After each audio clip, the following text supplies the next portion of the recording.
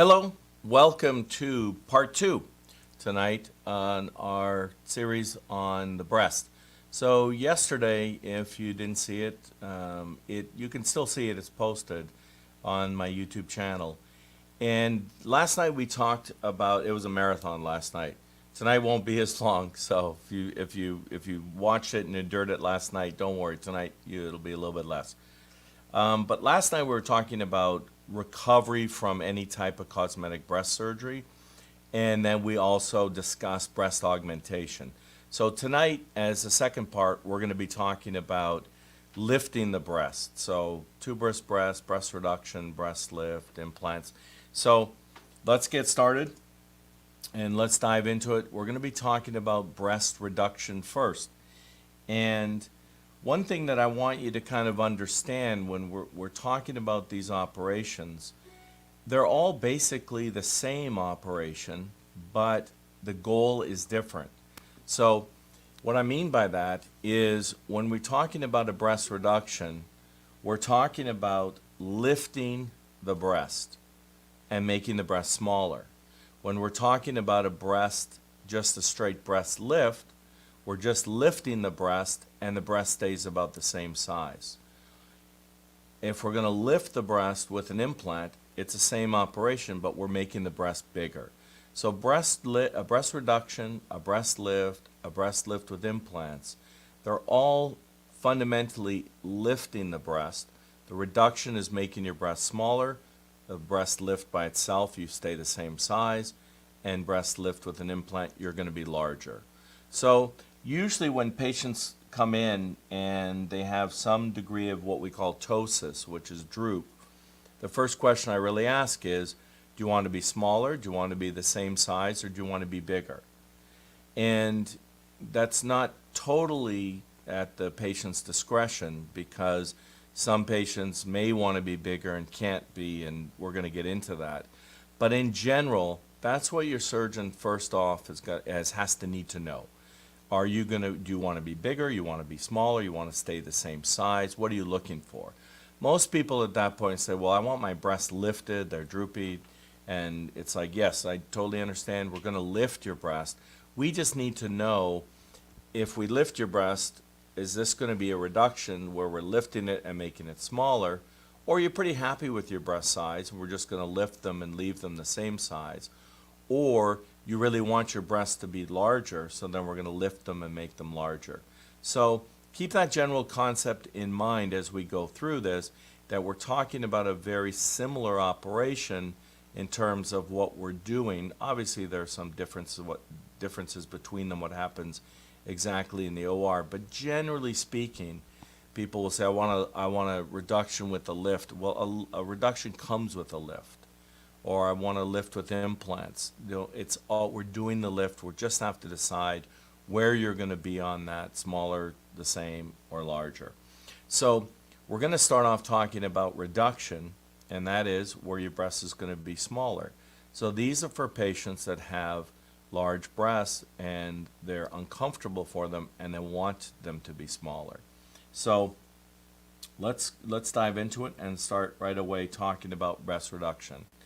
And if we're going to have a couple of times tonight where you're going to have an opportunity to ask questions, and we'll take those live questions. But I want to focus on these operations that we're talking about. If you have any questions about the recovery aspect, I'm not going to go into that tonight because I went through that very comprehensively yesterday, and that video is available for you to watch at your leisure. And one thing is, if you stick with us tonight, then there's going to be a PDF, which is really nice, on the do's and don'ts for your breast augmentation recovery. And I'll tell you how to get the PDF at the end of our talk tonight. Okay. So the first question is, who gets a breast reduction? And it's usually for women that their breasts are too big, they're heavy, they develop neck pain, they can have back pain, they can find it difficult to find bras and clothes that fit them. They may have a much smaller tummy or midsection, and yet they have to get larger clothing in order to accommodate their large breast size.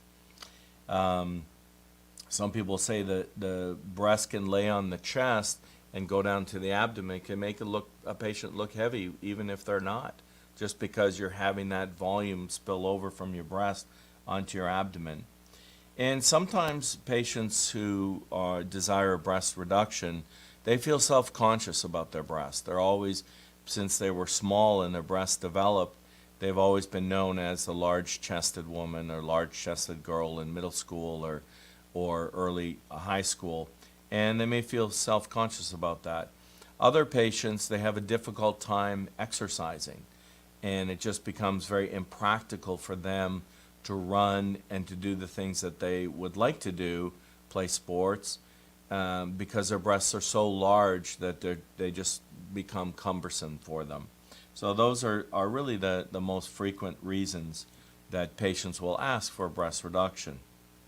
Now, what you really should understand, because this point is going to come up over and over, and you're going to see why it's so important here, is if you're typically patients who want a breast reduction have wide breasts.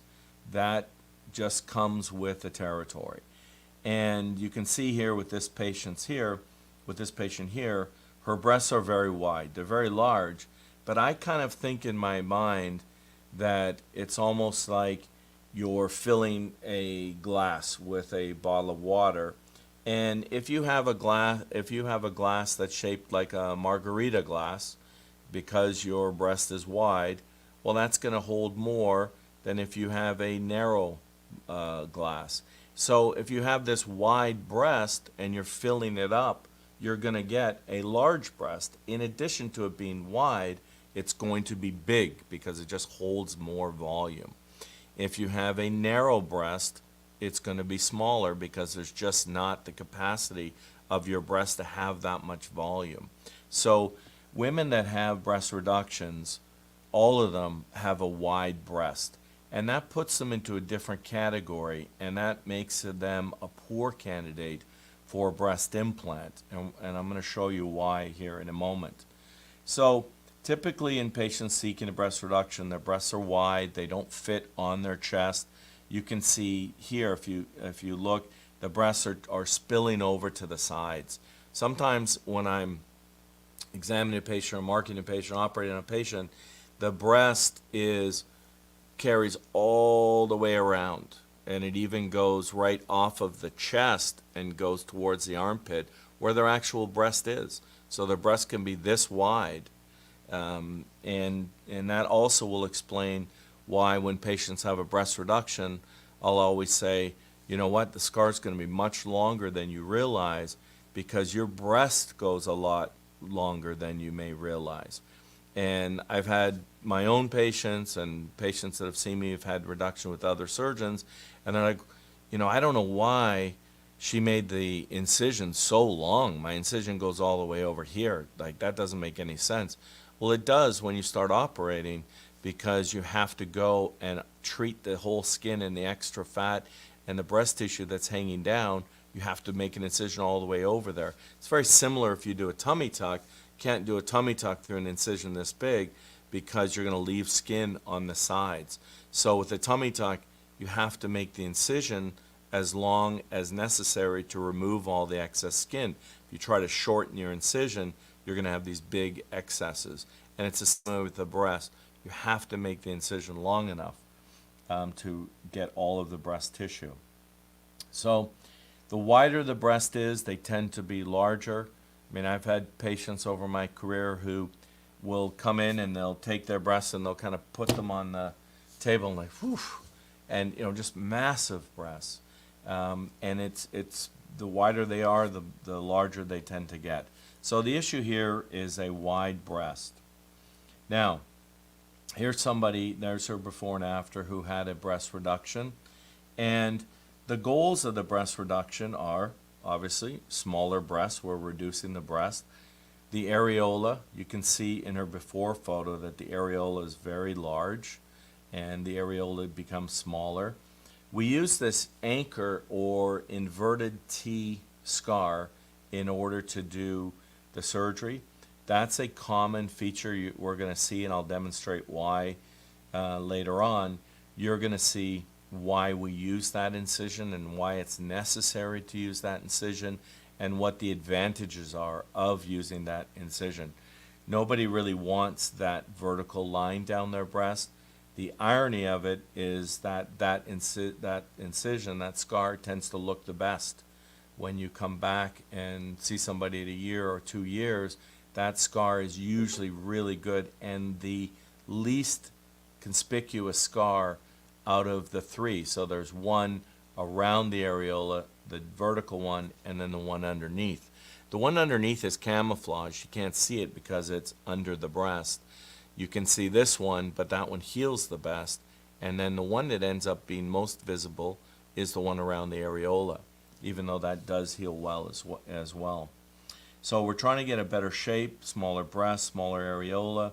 We want better cleavage. You can see in the patient on her before photo, she really doesn't have any fullness in her upper part of her chest.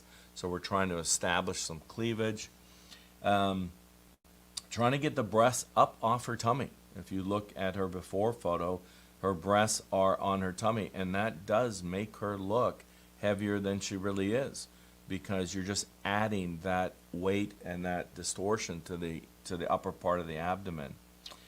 And the other thing that's interesting is it's not always a goal to try to get better sensation to the nipple, but it frequently happens when patients have a very long breast, long distance from their, what we call the sternal notch, to their nipple. When they have that very long distance, sometimes those nerves will get stretched out and they're not particularly sensitive. And then when you actually lift the breast, when you're doing the reduction, patients frequently will get a gain of sensation, which is sort of counterintuitive, because you think, wow, you're making an incision around the areola, making incision down underneath. How can the sensation to the nipple get better? Well, turns out that the incisions that we make on the skin don't actually affect nipple sensation, because the nerves are coming from below. So we don't, when we're making an incision through the skin, we don't cut the nerves to the nipple. They're coming up from below. And so once you get those the breast back up into the position where they should be, shorten the distance from the nipple to the sternal notch, the nerves are not being tethered and stretched, and patients can have improved sensation and increased self-esteem. This is a very satisfied group of patients, and like all of plastic surgery, I think we focus on the body, how it looks and all of that, but really in addition to the functional benefit a patient will get from having a smaller breast situated in a better position on their chest, they also will feel better and have an increase in self-esteem. It's very important to understand that you will not look like this if you have a breast reduction. This is a patient that had a breast augmentation. It's a completely different operation with a completely different result. So no matter how good of a breast reduction I do and how good a patient's breasts are, they will never look exactly like a breast augmentation patient.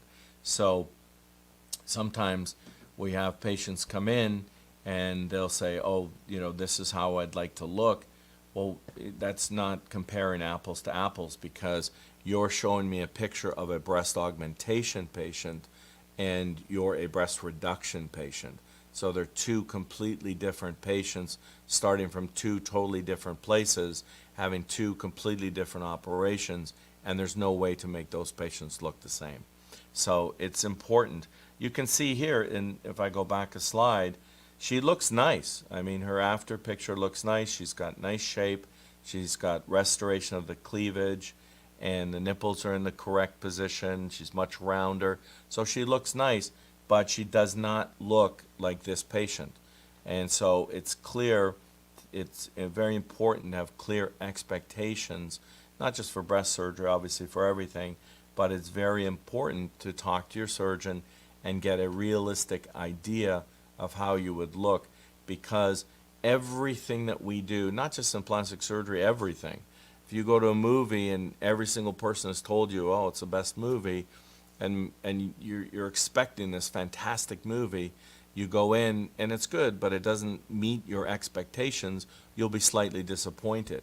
So if you go in for a breast reduction with an image in your mind of this patient, you're going to be disappointed. No matter how good the result is, if your postoperative result does not meet your expectation, you're going to be unhappy. So it's critically important to have a realistic expectation of what your breast can look like.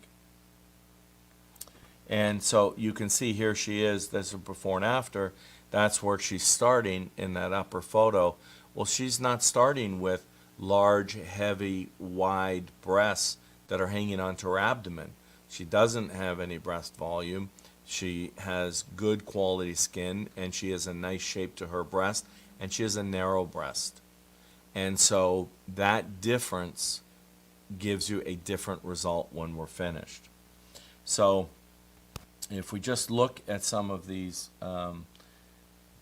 breast reduction before and afters, I'll kind of go over and explain to you, and you can see. So this is the same patient I just showed you, and that's her from the front. You can see her from the side, and you'll see, what you'll notice is the breast still has a nice shape, but it doesn't look as full in the upper pole as if you had an implant in there with a breast augmentation.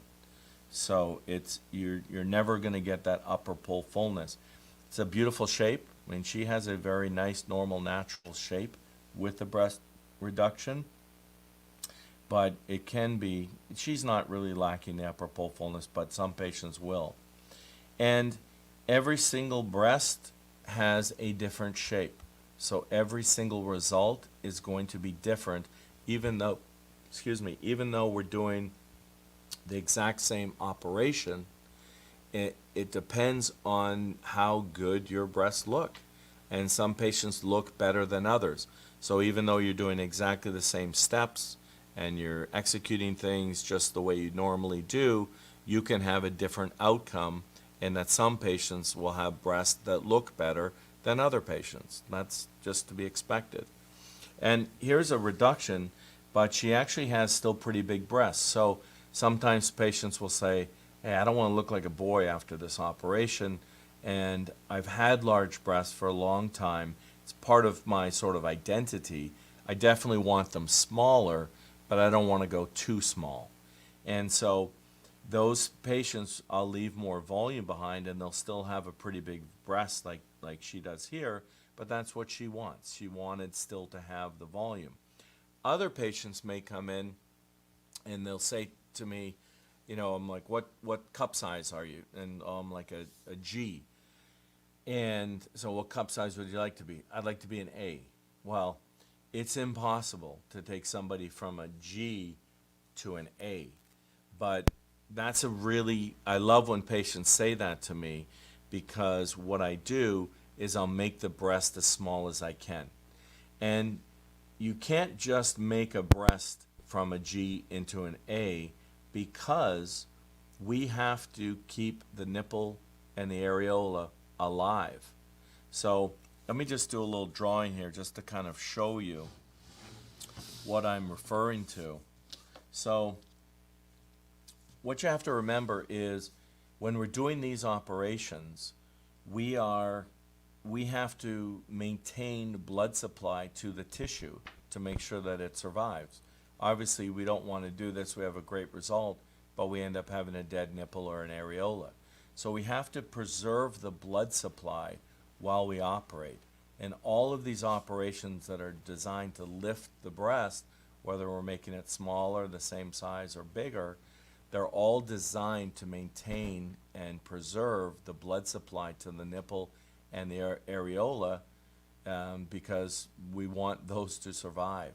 And so what happens is, it's a little difficult to draw, but let me give it a shot here. So let's say this is a breast, her nipple is low, and what we want to do is if you look in the profile, if her breast is like this, our goal is this line that I've drawn here is what we call the IMF, which is the inframammary fold. That's the fold underneath your breast. Your nipple should be at or preferably above the fold. And so your nipple really belongs, if we say, okay, well here we want the nipple to be here. Let me draw it in a different color. So if we want the nipple to be here, we have to move this nipple all the way up to there.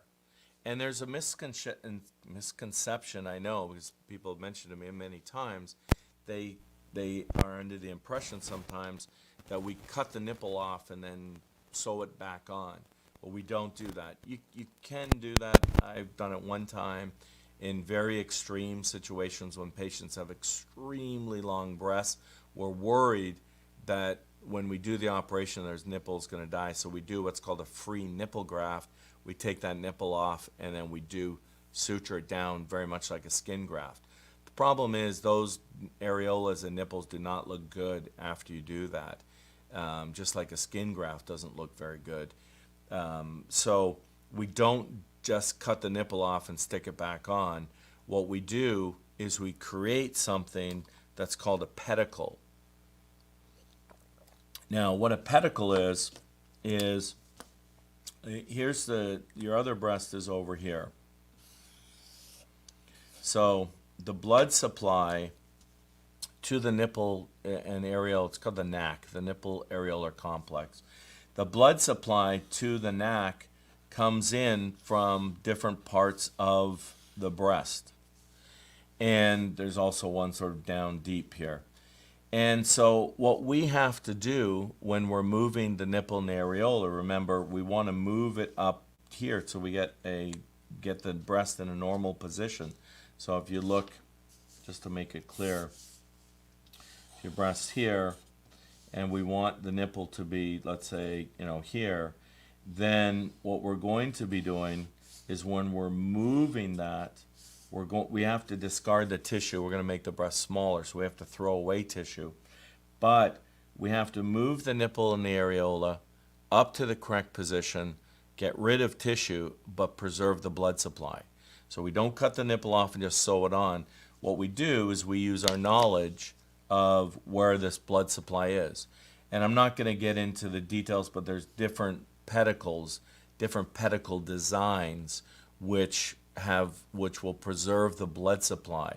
And so if I just use this one, for example, this one here, let's say this is our pedicle.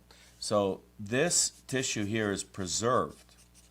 We don't violate that tissue, and that blood supply there is maintained. So once I cut around here, I can really move that tissue now. And I don't have to take the nipple off and stick it on. I can just move all that tissue with the nipple on it. And then a lot of the other tissue around here can be discarded. And then we've accomplished our goal of making the breast smaller and position the nipple to a higher position.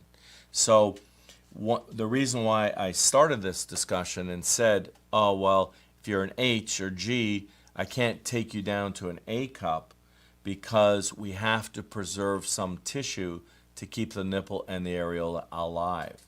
So that is kind of the limit as to how much we can remove. I can remove tissue over here all day, that's not a problem, but I can't violate this tissue here. And so we have to always keep that tissue to keep the nipple and the areola alive. So that kind of becomes the minimum size that you can be. So maybe you're a G and an H, maybe I can take you down to a C or a D, but there's no way I'm going to be able to get you down to an A or a B, because I have to keep all of this tissue to keep the nipple and the areola alive. And by just the very fact of doing that, that gives you a certain volume, and we can't go smaller than that. If we really try to, let's say, cheat on this and make the breasts just, an A, we would have to cut so close here that we would end up devascularizing. We would cut off the blood supply to nipple and areola, and it would die. So there is sort of a minimum that we can go to, predicated on the fact that you need to have sufficient tissue in order to maintain your blood supply. So if somebody tells me, yes, I want to be an A, I say, well, I can't make you an A, but I'm going to take as much breast tissue off as I can. So that's very easy for me when they give me that direction. For patients that want to maintain some tissue, then I have a little bit more work in the operating to do in terms of, okay, I don't want to take too much tissue here, what can I take? So this patient wanted to be a little bit bigger, so she is a little bit bigger. She has a pretty full breast. This patient is the type of patient that said to me, I want you to take as much tissue as you possibly can. And so that's what I did here. And I took as much tissue as I can. You can see she had very large breasts. Now, she has a nice round shape to her breast, but her breasts are not as pretty as some of the earlier photos I was showing you. It's the exact same surgeon doing the exact same operation, but the end result as to how pretty the breasts are also dependent on how they naturally are. And not every breast can look as good after breast reduction as some can. This is an interesting case because you can see that not only are we dealing with wide, large breasts, they're sitting, way down on her stomach, we're also dealing with a fair amount of asymmetry, which is fairly common. Everybody has two different breasts. We always say, and I'm sure you've heard, that breasts are sisters, not twins. So there's always some asymmetry between them. But when I see a patient here, as she is in the before photo, she really has quite a bit of asymmetry. So while we can never make you totally symmetric or perfect, I do try to make you as symmetrical as I can. And so I think here she looks pretty symmetric to me. And you don't see that her left breast was a lot more droopy and a lot bigger as well than her right breast. And I ended up taking probably in this situation 250 or 300 cc's more tissue out of the left than I did out of the right. And just talking about, and here I'll kind of go through these, and then I'm going to make a note here so I remember, because I usually I ask Paula to be my memory bank for me. So here you can see she has a totally different looking breast than the other two breasts that I showed you. They're really deviating out wide, and her breasts, I can just look at them and I know that her breasts are very dense. So what that means is a breast is composed of breast tissue, which is breast gland, that's what's functioning to make milk, and it's composed of fat. And everybody has a different allotment of fat, a different ratio of fat to breast tissue. And for those patients that have more breast tissue than they do fat, their breasts are particularly heavy because the breast tissue weighs much more than fat does. So this was a very significant reduction. Okay. Now, we'll talk, here's another patient, very similar. The whole concept is the same. We're trying to get the breast up in the correct position, make them smaller. And when we remove that tissue, we take that tissue and we send that tissue to pathology. And pathology will look at that tissue. They slice it up into little tiny, thin, so that they can put it on a microscopic slide, and they can look at that tissue underneath the microscope to make sure that there's not tissue there that is cancerous, because it doesn't happen particularly often, but it can happen where you remove some tissue during a breast reduction and then you find, oh, lo and behold, there's cancer there. And so it's important to understand that we send all that tissue to pathology. And the other thing that's interesting to note, and if you look at this patient, you see her before, you see her after, she's lost quite a bit of volume to her breast. She's actually decreased her risk of developing breast cancer. And it's just a simple fact that we've removed breast tissue from her, and I don't know what percentage here, 40% or something. And so we've removed a lot of her breast tissue and a lot of that breast gland, and that's where the cancer can come from. So just a simple fact that you used to have 100 cells, let's say, obviously it's more, but let's just say you had 100 cells in her before that have the potential to become malignant and turn into cancer. But once we remove, say, 40% of that breast tissue, now she only has 60 cells that are capable of becoming malignant because those other 40 cells have been removed and they've been sent to pathology. Pathology checks them and say, yeah, everything's fine here. So we've reduced her chance of developing breast cancer simply based on the fact that we've removed a lot of her own breast tissue. So that's an interesting point, and people don't usually consider it. Now, here is where the rubber meets the road, because I've heard this many times. I still continue to hear it.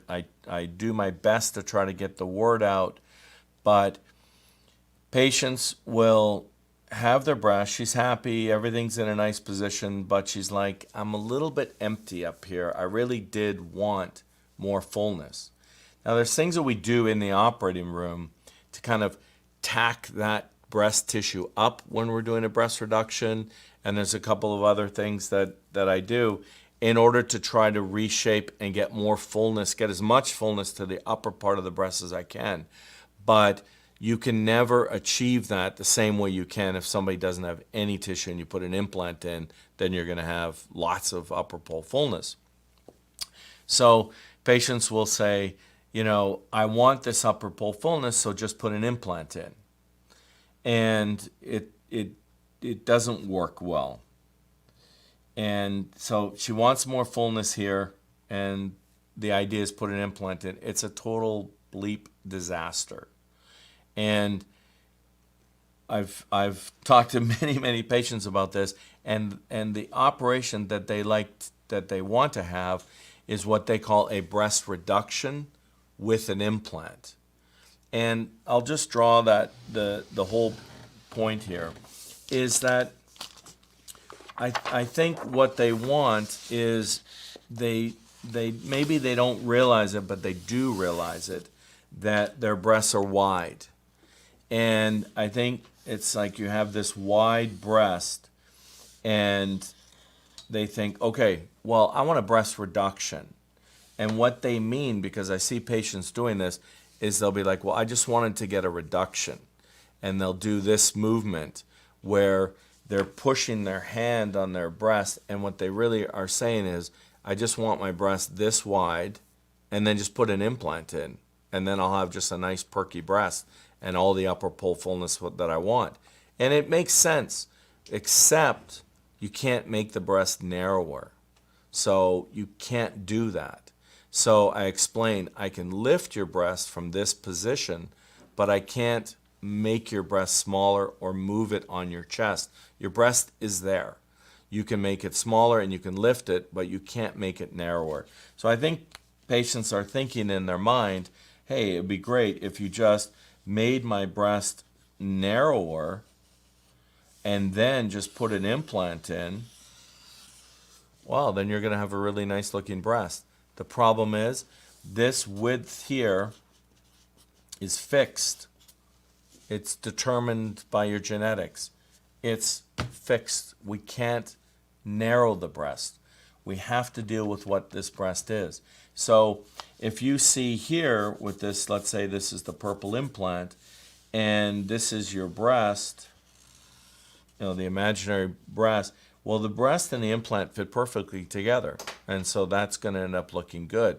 The problem is we can't change the width, so we're stuck with this black line here and a wide breast, but we're stuck with the implant being this diameter, because the implants have a certain width. And so that we can't just make an implant that's wide, because the wider we get, the bigger they get. So in order to fit somebody's breast that's this wide, you'd have to get a massive implant. And then you're not really doing a reduction, you're putting in a huge implant, you're compounding the patient's problems. So this would be nice if we could narrow the breast and bring this in and put an implant in, but the reality is we can't. That's why I started this whole conversation off talking about wide breasts. So patients who need reductions or want reductions or look like they have a breast that needs a reduction, it's because their breasts are wide. And it makes them not good candidates for a breast implant because the implant doesn't fit their breast. And whenever we do a breast augmentation, we're always looking for this hand-in-glove fit where the implant fits perfectly within that breast. But you can't do that if you have a wide breast. The implants just don't come that big. If somebody has a breast that's this wide, that's this wide, and the implants are not that wide. So there's just no way the implant fits in there. And I'll show you what happens, because I've had plenty of patients see me over the years, and this is one of them, who she really hated her surgeon. She thought that he did a terrible job. And what I explained to her was he did not do a terrible job. In my opinion, it was a wrong operation in the wrong patient. And so this is somebody who she had a reduction with implants. So the general concept of, in her mind, she wanted to make her breast narrower and then get an implant and end up with a nice small perky breast. That's what she had in her mind, but you can't change the width of the breast. So here she has implants. And you'll see, why did she get breast implants? She got breast implants because she wanted upper pole fullness. But where does she have fullness? Down low. And that's what happens if your breast is this wide and you put an implant in that's this size. There is no implant that will fit this breast.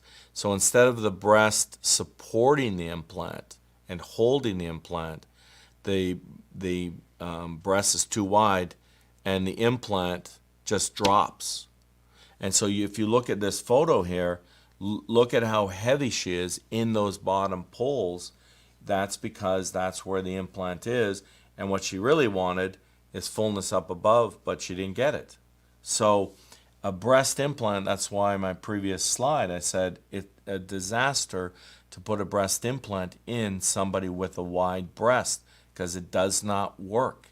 It makes sense if you're thinking you're trying to narrow your breast, but once you understand, oh, I can't narrow my breast, then it's a total disaster. Here's another patient, same thing, wide breasts, implants, wide breasts, had a breast reduction, implants. So they don't look good. They become burdensome and troublesome, and it really saddles that patient with, they're going to be disappointed with their result. They're going to be in a worse situation because they're going to have more heaviness in that bottom part of their breast. So if you do add a breast implant and do a reduction and an implant, what you're really doing is just signing that patient up for more surgery in the future, because these patients are not happy. They're going to go to another surgeon, and they're going to keep looking until they run into me, who tells them, no, you can't do it. And sometimes people will cry, sometimes people get mad at me, but I try to explain not everyone is a candidate for breast implant. And breast implants are wonderful. I use them all the time. I think they're fantastic. They get great results, but you have to use an implant in the correct patient. And if you have a wide breast, that an implant is not for you, and I would strongly urge you not to get it. So wide breast, no implant. And then patients will say to me, I understand, but I just want a small implant for the upper pole. I don't want a big implant because I want my breast smaller, but I still want an implant for this upper pole fullness. And my aunt told me that that's what I should do, and that's what makes sense. So everyone has this conception. And here's somebody, again, it's not my patient, but she had a breast reduction with an implant. So she felt this, so she had that operation, and then she felt her breasts were too big because the surgeon had put an implant in with the breast reduction, but then in order to try to make the implant fit inside this wide breast, the surgeon had to use a larger implant because we really want this hand in glove. So you might use like an 800 cc implant, which is about the largest you can get, because as the implants get bigger, they get wider. So in order to fit something in and not just flop all around in there, you'd have to use a bigger implant. So she went back and she said, my breasts are just too big. So the surgeon said, okay, I'll just put a little implant in you. And she's like, perfect. I just want a little implant for the upper pole fullness. So that's where she is here. This is her second operation. And you can see what happens is the implant drops. Well, when the implant drops down, it brings the nipple up. And so I can't show any of this on, but you can see that little gray dot. So this is what we call a stargazer nipple, meaning that the nipple is pointing to the sky. And we want the nipple to be actually pointing away from the chest, not to be pointing up. And this can become a problem with patients wearing bras because they can never get their nipple to be covered by their bra. So their nipple is always poking out. So while she wanted more upper pole fullness, that's why she got the implant, it was too big. She went back. They gave her a smaller implant. That didn't stay there either. That just dropped down. And when it drops, it moves the nipple up. And then now she's got emptiness here, more heaviness down below, and a nipple that points up. So all the things that we really don't want to happen will happen when you use a breast implant in somebody with a wide breast. So you can see here that her implant is actually, just if you can see my cursor here, my mouse, you can see that the implant is actually over here. So the implant wasn't contained by the breast. It just dropped like a rock, and it follows gravity. So just depending on how her chest is shaped, it'll just go down and out. Sometimes just go straight down. Depends on how flat the chest is. I mean, it's just gravity acting on an implant. So if your chest is flat, the implant will drop. If your chest is angled more, then it'll go that way towards the armpit. So her implant here is actually under her arm. And now she's got this underarm kind of feeling where she's always has something. We call it carrying a bag of groceries. So it's sort of those old things where you got a couple bags of groceries and now you're feeling like you're carrying groceries all day long. So here I'll show you, this is an intraoperative slide. Here I'll show you when I actually removed, this is during her surgery, and I actually removed the implant. And so I put that on her chest. Remember, she had got a smaller implant during her second operation because her breasts were too big. So she got this smaller implant just to maintain this fullness of the upper pole. It didn't do that. It dropped like a stone, went to her arm, under her arm. But here is a good example of comparing the width of that breast implant to the width of her breast. The width of her breast implant is shown in the red, and the width of her breast is shown in the yellow. It's actually even a little bit wider than it is on the outside. So, but look at that discrepancy between the size of the implant with the width in the red and the width in the yellow. I mean, clearly that implant does not fit her. So in her situation, I just removed the implant. And here's a different patient who I did the same operation. Here she is on the left in her before photo. She had a previous reduction with implant, which is not a real operation. That's always like saying that's like going to Starbucks and ordering a steamed iced coffee. I mean, it doesn't exist. Breast reduction makes your breast smaller. Breast implants make your breast bigger. You can't combine those two. That's like ice and steaming. So here she is in the before photo. She had had an implant and a reduction, and then came to me. She was unhappy. I said, listen, the best option for you is to lose your implant. And usually it's very easy to say that to these patients because they're like, oh, God, yes, I don't want this implant anymore. No, I can't stand it. I wanted my breasts smaller. Now they're more droopy. Now they're heavier, and it's driving me crazy. I don't want it. So it's usually pretty easy to say, hey, you're not a candidate for an implant. Let's just remove it. They're usually like, yes, please, thank you. So you can see just using her own breast tissue. Now, she had some healing problems there. That's why she's got that scar on her left breast, which is the right side of the photo. She had some healing issues, but those are fairly minor and cleared up. But you can see now how she has much prettier breasts without an implant.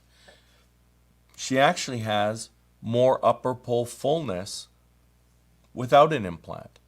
This distance here, if you can see my mouse here, I'm on the before picture. You see how long that distance is? And now look at how much shorter that is.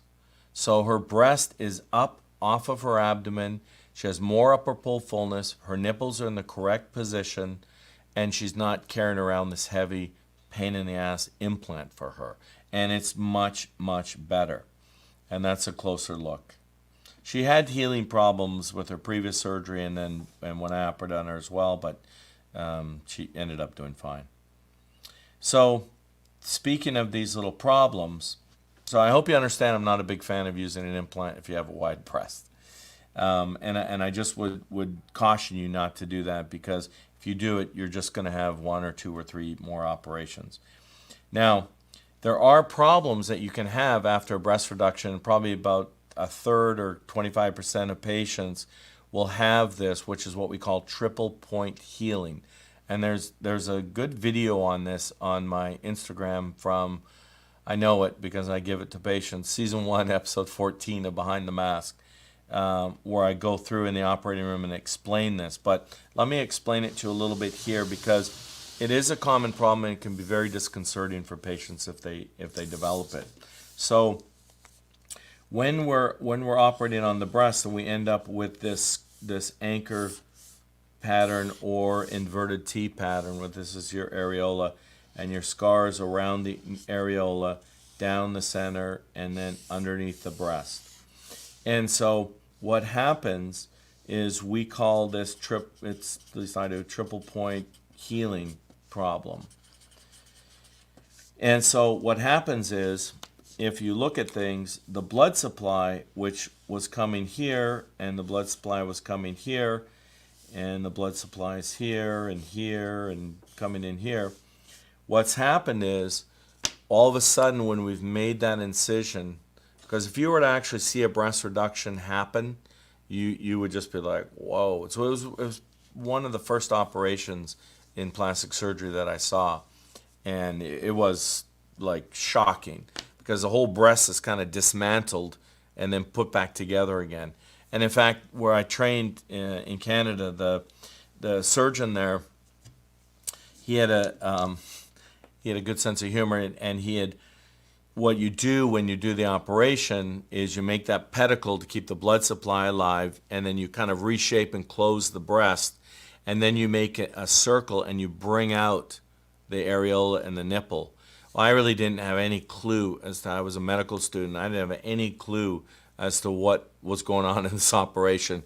And he stopped at the end and he pretended to get really mad. He's like, oh my God, what's going on? Oh, I did it again. I forgot to bring the nipple out. And I'm kind of like, what in the world? This guy's made it. And of course he was fooling, because he just made a little incision and pop the nipple out. But my point of all that is when you're doing a breast reduction, there's a huge disruption to the blood supply, because we're kind of exploding the breast, removing all the tissue and putting it back. And so when we make these incisions, they're not just skin deep, they're actually going deeper all the way down into the breast. And when we do that, when we make these incisions, we develop here what's called a triple point, because that has a line and a line and a line. So there's 3 points there that all unite. And anywhere in the body, as plastic surgeons, we don't like to make triple points, because when we do that, what happens is the blood supply that was coming in and it was going to go and supply the whole area, it gets stopped with the cut. And then this vessel, the blood supply gets stopped. And when this comes in, this blood vessels can't go and supply anything else. It can only now supply this. And then to make matters worse is we're dealing with the blood supply that's coming in from further away. So now this area here, this triple point, this area here, this is the furthest away from where the blood supply is coming. So blood supply is coming from here, coming in, and so this area, this little area here, is the furthest away from the blood supply. So not only have we cut off the blood supply's neighbors, we're like, okay, you're on your own now, and you're going to get supplied by the blood coming from over there. And so you can have breakdown or loss, tissue loss, death of that skin in that area because it's not getting adequate blood supply. It's commonly mistaken for an infection. It's not an infection. The cause is not an infection. The cause is a lack of blood supply. And that's triple point, and that can happen. And here's an example of a couple of patients with that. You can get it down lower, or you can get it up near the areola, because that's also a triple point. They heal on their own. They're kind of sluggish to heal. They take about 8 weeks. You just wash with soap water. It's very easy. The problem can come when patients start to apply different things to their wound. And this is just human nature, and that we're always looking for things to do to help things heal better or faster. Really, when you get as much gray as I got in my beard, you realize, kind of don't mess with the body. Let it do its thing. It knows what to do. It's going to heal. And sometimes the interventions that we take can actually inhibit the way the body heals. And that's what's happened here. So I don't like using zero-form gauze, which is what you see on the left. And I don't like, I'll show you in a moment, the other topical creams. Because if you look at that patient on the right, that wound just looks angry and inflamed because she's developed a contact dermatitis there from applying these things. And so Neosporin is I mean, when I grew up, my mom was on the ready with Neosporin. I mean, I had 2 older brothers, younger sister, 4 of us. We're all very active. I mean, that stuff was at the back door. You got in there, you got in the house, you had a scrape, that Neosporin was going right on there. And it turns out that this stuff is not good for you, because a lot of patients will develop a dermatitis, a contact dermatitis, like this patient did here, and that ends up producing a worse scar, and you can actually end up developing an infection where that really inflamed, angry, macerated, open skin can then welcome in some bacteria that are living next door outside, minding their own business. Now they get access, they get into the skin, and you can develop a cellulitis. So for me, very simple. I actually did work at a wound care center for, I think, 8 years, and I was the only plastic surgeon there. So, and when I trained at Duke, Dr. Levin, who is a very famous and amazing surgeon, he ran a wound care center as well, and so we would rotate with him. And you really realize that in the wound care environment, there are 10 million products, honey and everything else, that are being sold to speed up wound healing. But there are certain instances where some of those products are of benefit, but by and large, if you have triple point healing on your breast, stay away from all that stuff. Just use good old-fashioned soap and water and dry gauze. Don't get the good gauze, get the crappy gauze. The crappy gauze has got the little windows in it and it's kind of loosely woven together and it looks really terrible. That's the best gauze, because what happens is that gauze will stick to the tissue that's no longer viable, the dead tissue. And then when you take a shower and you wash it and you remove the gauze, it'll take that dead material with it. And that actually cleans the wound.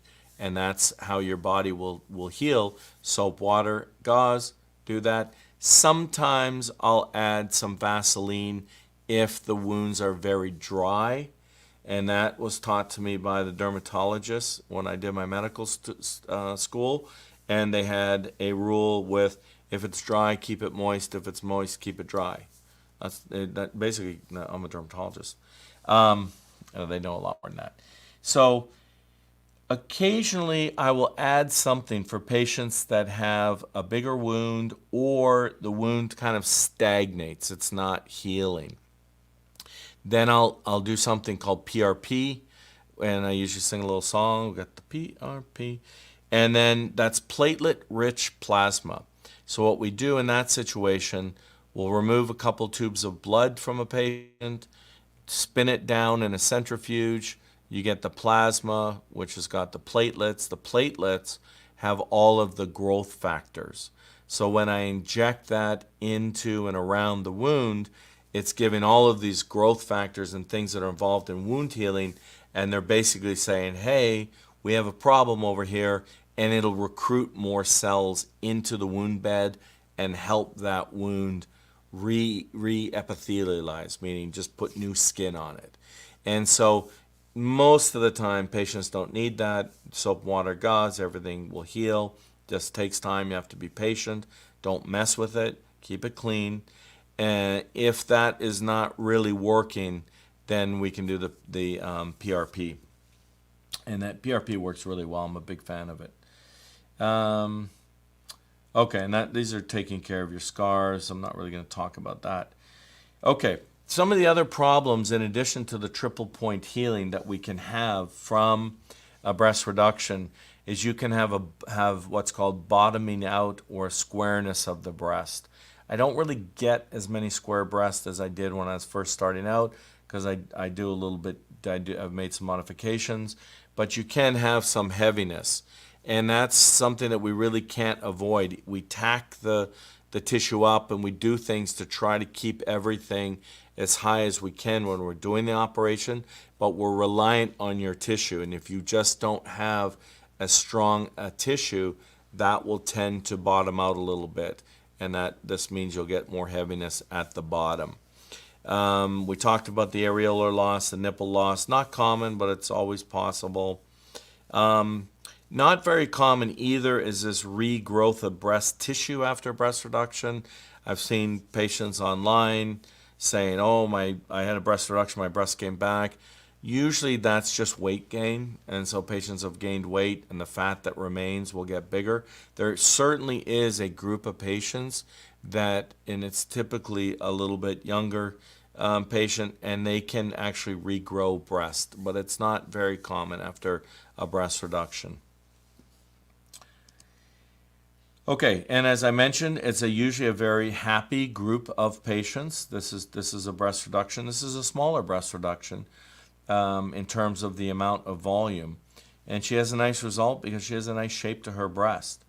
And it's usually a very happy group of patients because not only is it a cosmetic operation where we're getting a better appearance to the breast, but it's also, unlike a lot of other surgeries that we do, it's a functional operation. And so if somebody's lost 150 pounds and you remove all their excess skin, that's a functional operation because they get a lot of benefit that they can wear clothes differently and exercise. But with the breast, it's functional in that we're getting the breast up off the abdomen. They can wear better clothes. They can exercise. So there's certainly a huge functional component to this operation, but it's also for cosmetic. We want the breast to look as good as they possibly can. But it's only the patients that are only happy are those with the correct expectations. So I think most patients, when they get a breast reduction, they end up being happy. It's just some patients who are expecting to look like the augmentation that are not as happy. Okay, so why don't we take a few questions here. I still have some arts and crafts to do. Later on, we're going to be doing some little arts and crafts and things. But let's take a few minutes and we'll answer some questions that you have. And again, I really would like to stay focused on breast. And so not talking about BBLs or lipo or tummy tucks or things like that. But if you could keep your questions focused on the breast. I was going to say keep your breast focused on the questions, but keep the questions focused on the breast. Okay, so let's see.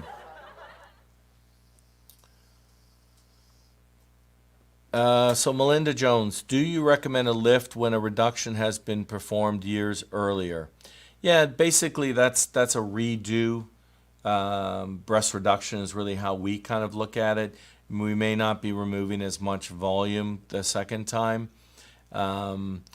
We certainly can do that, and I'd be very comfortable doing that operation, but I really like to know beforehand where the blood supply to the nipple and the areola is. Remember, when that diagram, I said that there are different locations for where how you can design your pedicle to maintain the blood supply, to preserve the blood supply to the nipple and the areola. And what we don't want to do is think that the blood supply is from A, turns out it's from B, and then we end up cutting it and having a problem. So I'm happy to do a second breast reduction, but I usually like to see the operative report from the previous to know what blood supply was used. Wild Things wants to know how old is too old for breast reduction. It's really, there's really not an age limit. It's really how healthy you are. And so if you're 60 and physically fit and do Pilates and yoga and run and do these types of things and you're not taking any medications, no problem. If you're 45 and you're overweight and you've got high blood pressure, diabetes, and you're sedentary, you're not as good a candidate as that person who's older than you because they're in better health. So age is not as critical as it is your overall health. How early can one have a breast reduction? China Cullen. Early. So we usually wait till the breasts finish developing, but certainly there are patients with very large breasts that are causing a lot of problems for them that we can do a breast reduction when they're 17, 16 years old. Obviously, you have to have the parents' consent, and the patient has to be of sufficient maturity and emotional readiness to be able to tolerate that to an operation and a change in their breast size and understand the scarring pattern, and that they're going to be comfortable with that. When I hear a question like that, it always brings to mind a patient that I had probably about 5 years ago who came into my room and with her mom, and she really wasn't very interactive with me, and that kind of sends up a red flag. Maybe she's not emotionally mature enough to withstand this operation.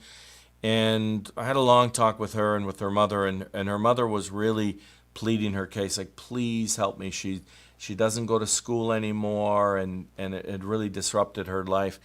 And while those were good reasons, I was still a little bit concerned that she may not be sort of mature enough to handle all of this. So we met again, we went through it, and I said, okay, I was comfortable going ahead with it and talking to the patient a little bit more and with the mother, and so we did it.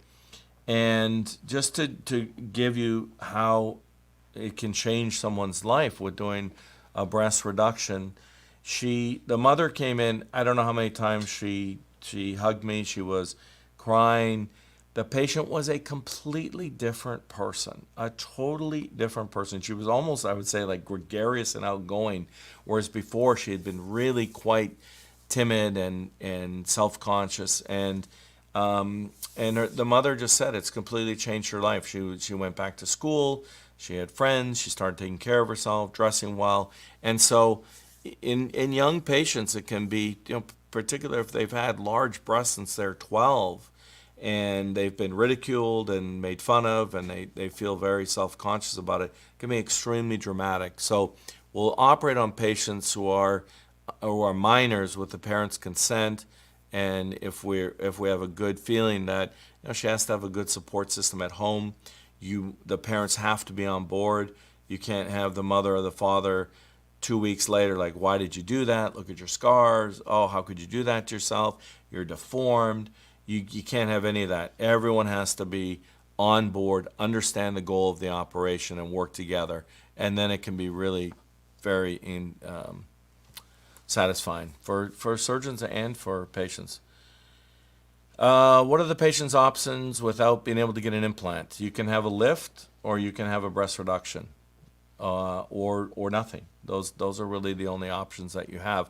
And that's why sometimes patients will get mad at me, because it's disappointing if you've thought for a long time that you've wanted an implant, and you've looked at photos and you wanted an implant, and then my smiley mug comes in the room. I'm like, yeah, no implant for you.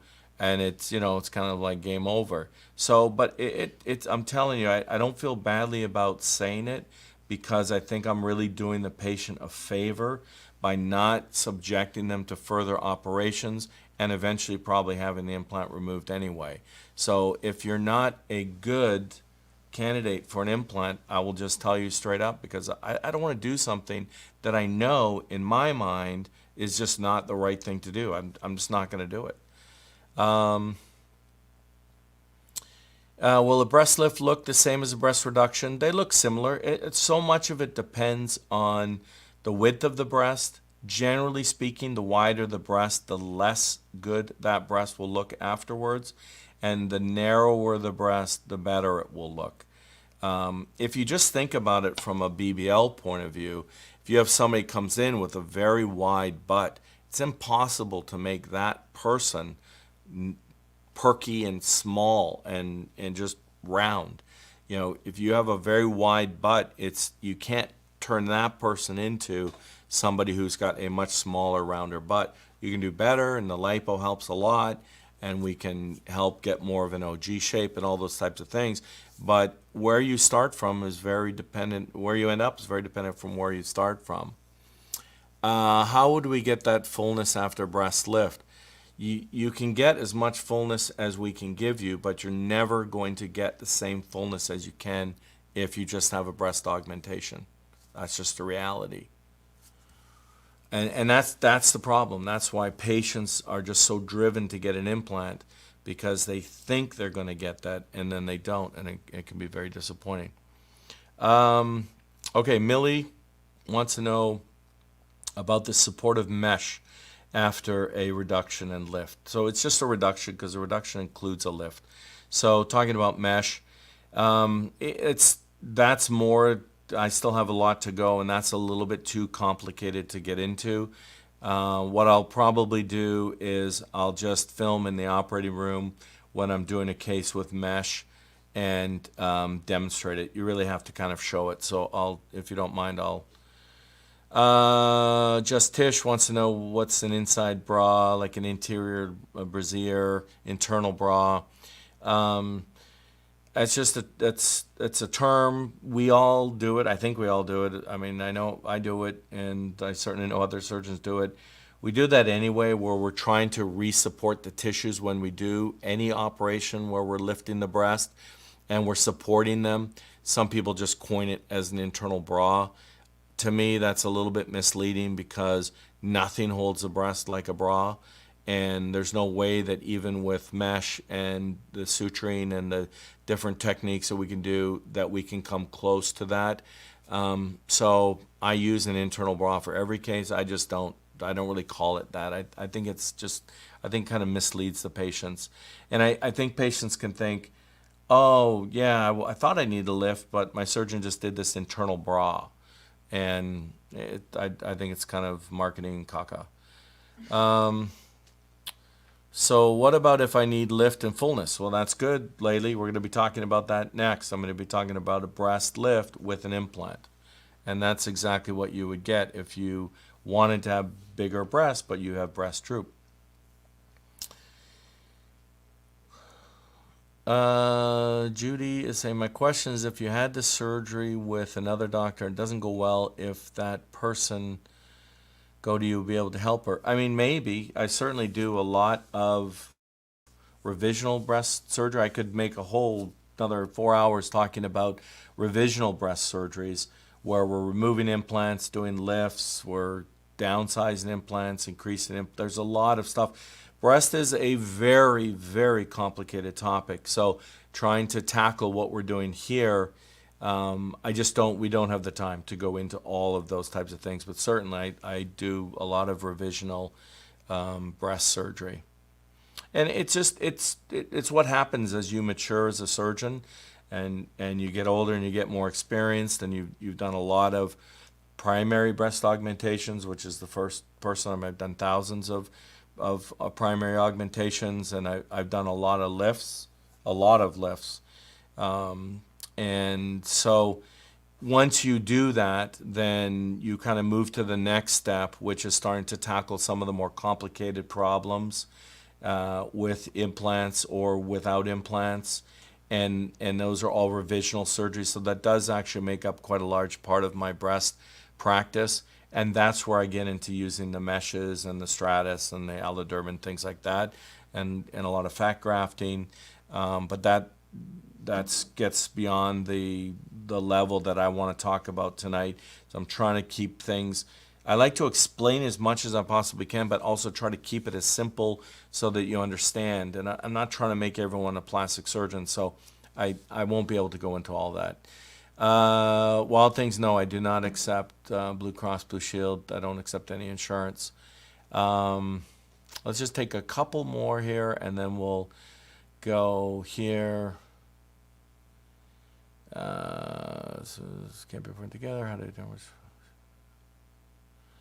Oh, pretty sweet. I think I may have answered your comment today, or you emailed me or something, or somebody asked me the exact same question. So you're talking about having a BBL done with a breast lift. So just if for those that don't know, I can do a BBL together with a breast augmentation, because after a BBL you have to lay on your tummy. Well, with the breast augmentation you can lay on your tummy, and not everyone realizes that. So you can combine a BBL and a breast aug very easily.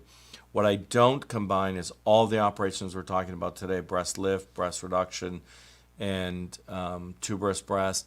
I don't combine that with a BBL because I don't want you to lie on your breast after you had a breast lift, because as I drew there with the blood supply, we're redoing the blood supply, and I don't want the pressure of you laying on your breast after having a lift. And when you have a BBL, the breast aug, we don't really disturb the blood supply, so it's very easy. Put the implant in. There's no disruption of the blood supply, so you can easily sit or lay on top of your breast after breast augmentation without doing any damage. Millie, yeah, the mesh is great. I like mesh. There is, and I use it, and it's fantastic. I will say it's not the be-all and the end-all, because we are affixing the mesh to your tissue.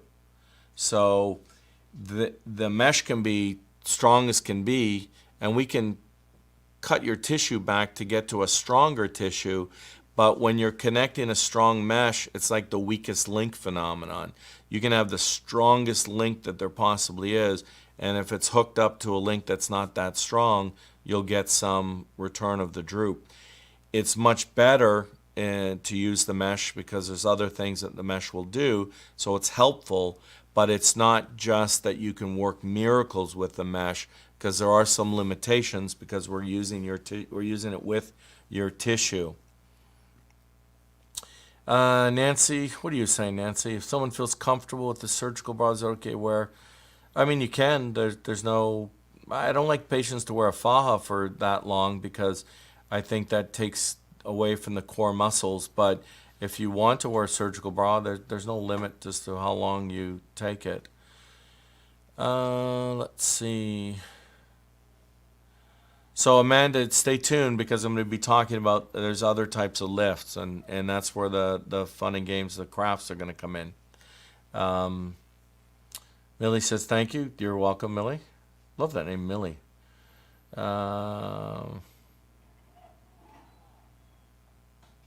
Wide breasts but smaller is okay for implants? No. So wide breasts but they don't have a huge breast.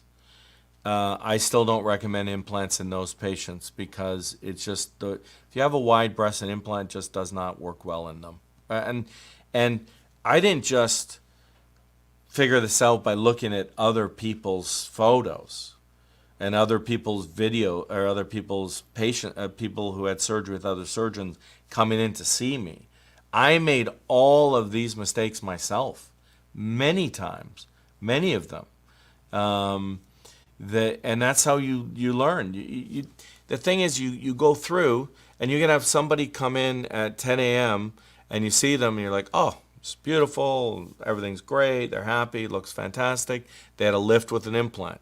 You can have somebody come in an hour later, and you're like, this looks nothing like the last patient I just saw. I did the exact same operation. I did the same things, and then you realize, her breast is wide. You do that a few more times, and you're like, wide breasts don't look good with implants. And that's how you figure it out. You're operating, and you're gaining the experience and the wisdom as you go on, and then you figure it out. So somebody may show me a picture, hey, can you do a breast lift with an implant on this patient? And I'll be like, no, I can't. The breast is just way too wide. They don't have to have a huge breast. In fact, they could really benefit from more volume, but if they have that wide breast, it can be problematic. Now, there's some patients, you have to keep in mind that nothing's just rigid and fixed. I like to be more consistent and simple and make things consistent so that you understand them. Wide breast, no implant. But there are some patients that come in that first time I look at them like, was just a little bit wide. But I usually will have patients raise their arms. And when you do that, you can actually see more clearly where the breast is. So sometimes you'll see in a photo, or even when you're just sitting on my stool looking at the patient, what you'll do is you'll think, oh, these are too wide. And then I have them raise their arms up, and you're like, oh, no, their breasts are not as wide as I thought they were. And part of that is just their chest has a different shape, so it looks like the breast is wider. So it really is something that you're probably best to be examined for. If you really want an implant and someone's like, I don't think so, you really shouldn't take the no probably until you get it examined, I would say. Okay, let's move on. And let's talk about breast lift with implants. So if you were with me last night, I showed the exact same slide. And I've just kind of taken some patients that I've put into row 1, row 2, row 3. And the row 1 patients are those patients with no volume, narrow breast. They're good candidates for breast augmentation. They don't need any lift. Patients in the second row are kind of in the middle from the first and the third. If you look at the third, they have a lot more droop, and all of them need a more significant lift. The rule here is the more droop you have, the bigger your scar pattern will be, the bigger the incision you will require for a lift. Usually the patients in the second row, I can do a lift around the areola, which we're going to talk about, and I'm actually going to even show how that works. But for patients in the bottom row, they need a full deal lift, what we call circumvertical lift, which it's a different operation for me anyway than the breast reduction. Technically it's different, but it ends up looking the same in terms of the scar pattern, still around the areola, down and underneath. And so these patients here are candidates for a breast lift with implant because they have a lot of droop, and they don't have much volume, and they don't have much cleavage.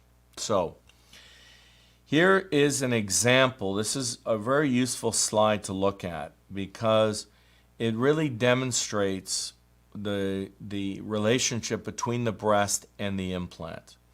So here is a case. I've actually they're not implants, but they're sizers. So you can actually see, do you see at the bottom there on the left side of the photo, you see this little clip? You can see that little tube and clip sticking out there. So do you see that? Do you guys see that? Yeah. So what that is that's this. This is a sizer. And so a sizer, what I'll do before I do the lift is I'll put the implant in.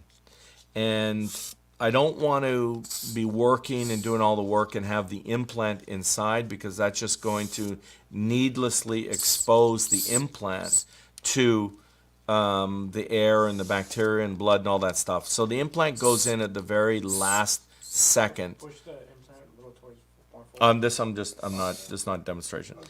So that's what this is. Okay, this is just a sizer. I just blew it up while we're talking.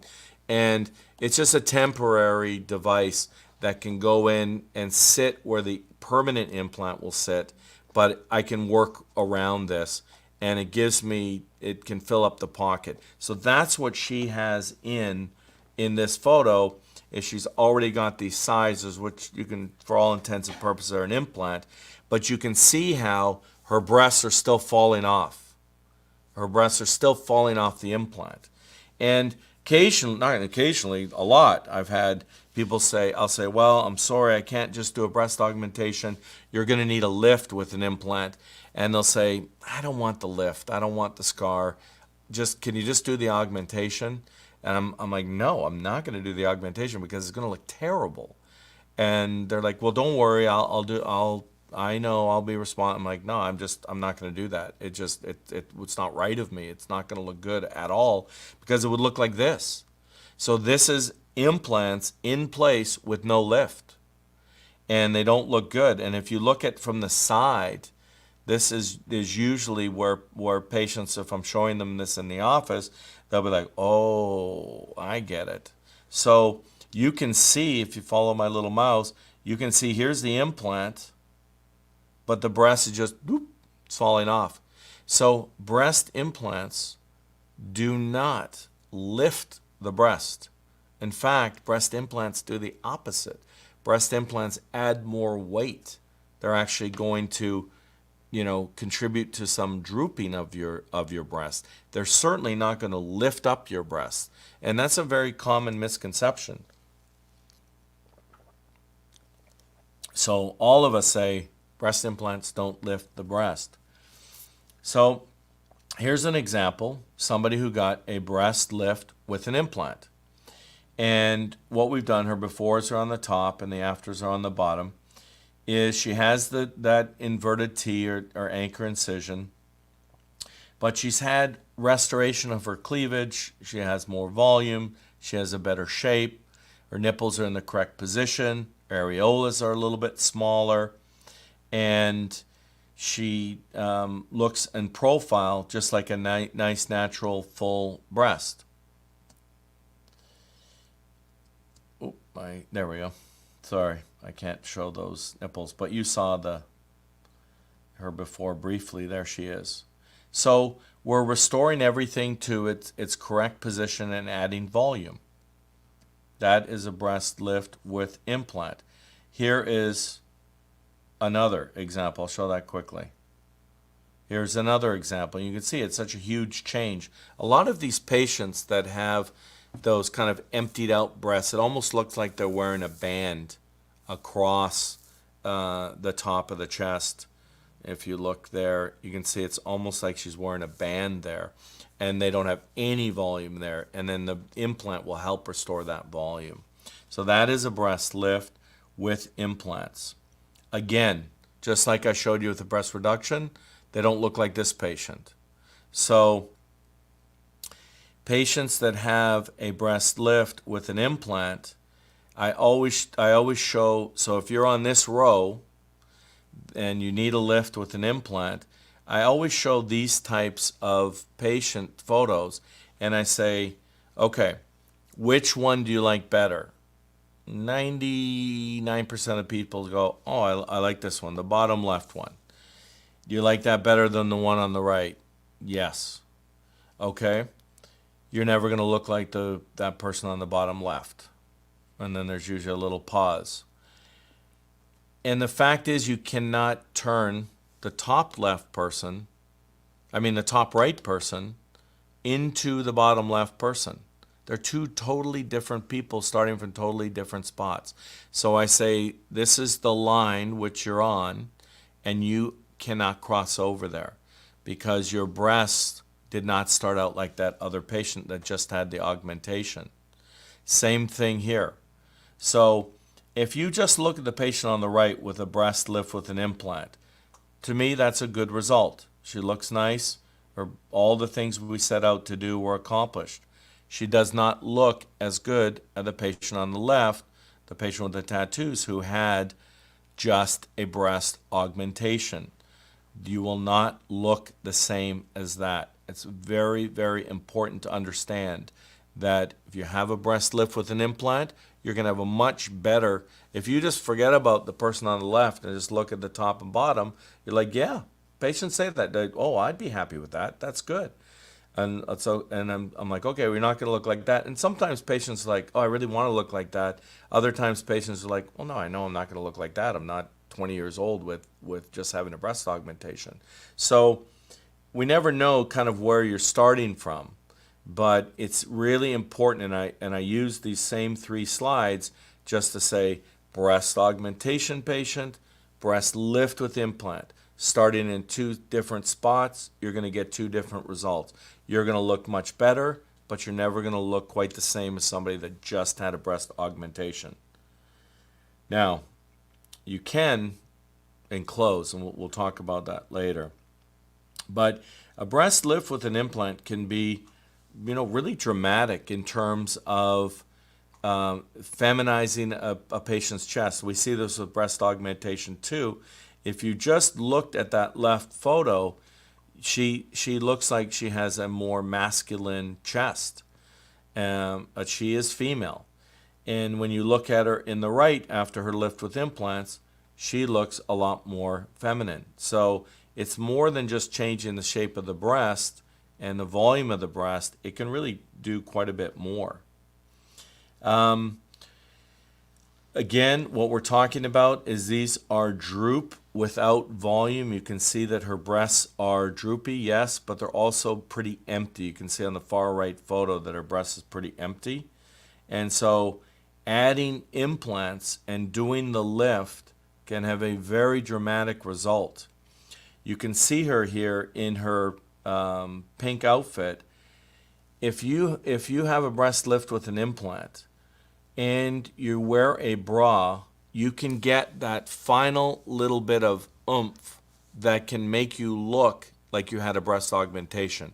If I saw this patient in the pink, I have no idea whether she had a lift or whether she had implants and a lift, or had a breast aug or breast lift with implants, because you don't see the scars and you see a nice upper pull fullness. A little bit of support of the bra will help support that implant. Now, if you're thinking, which people do at this point, and you're thinking, oh, I really think I could look like a breast augmentation, don't forget this slide. This is why you cannot look exactly like a breast augmentation patient.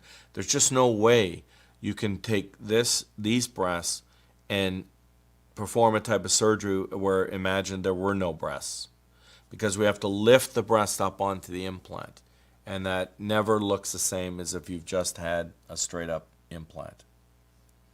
Okay, so same concept. No idea that she's had a lift in this photo here, and when she's wearing her top, you have no idea, and so even if you don't look as good as somebody just has straight augmentation, most of the time you're not walking around naked showing everybody your breasts, and you can still have a little bit of oomph there. The long-term scarring ends up looking pretty good in most patients. and people are always worried about that vertical scar, but the scars end up healing pretty nicely. You can see the breasts do settle a little bit.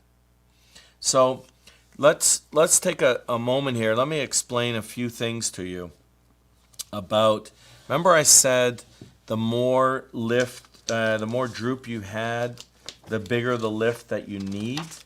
Well, this is exactly why. So this is not related, but I just saw it here, so I'll show you. Am I up here? Juan? Okay. So I didn't show this last night, and I brought it to show. Okay. Good. Are we good? We're in business. Okay. So this is a Keller funnel. Do I have any front camera? Or is everything's up above? Oh, you got front and the. You got both. I got both cameras. You got both. Woohoo! All right. So this Keller funnel, this is actually what we use to put the implant in.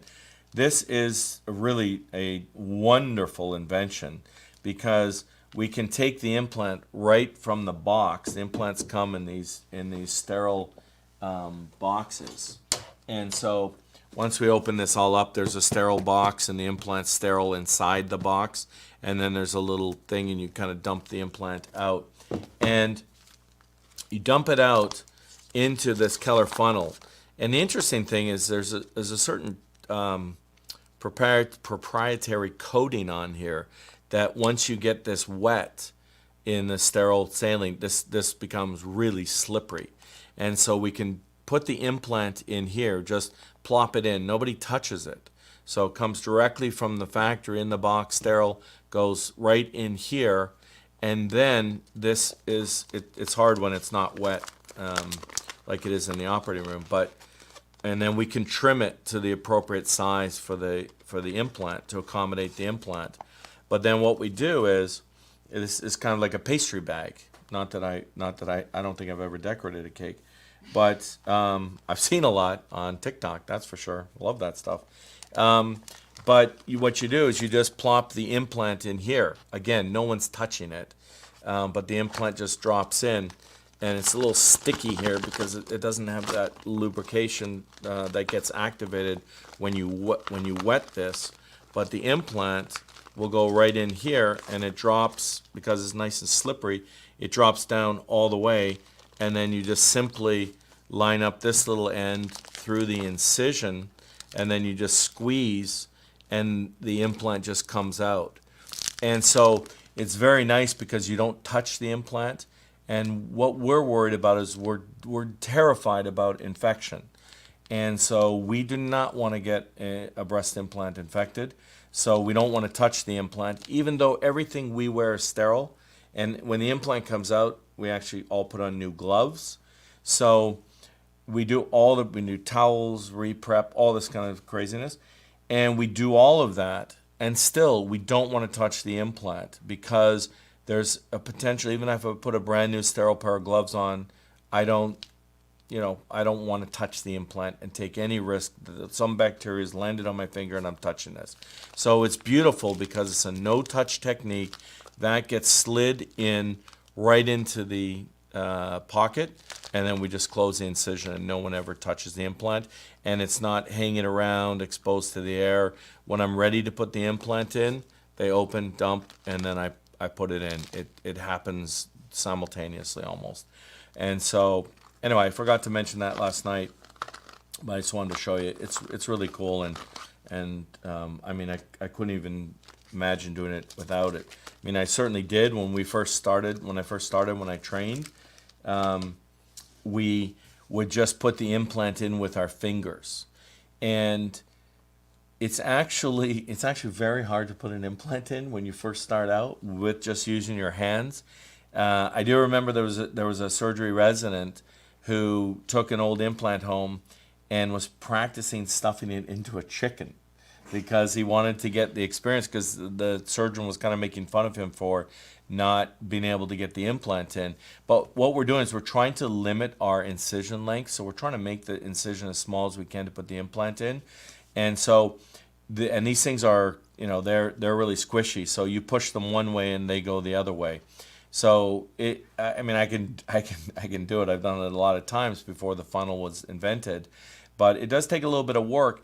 But what you have to do is you kind of feed this into the breast pocket with your two hands. Always kind of keep one hand steady and just kind of use the other hand to guide it. If you try to just put the whole thing in, it's not going in.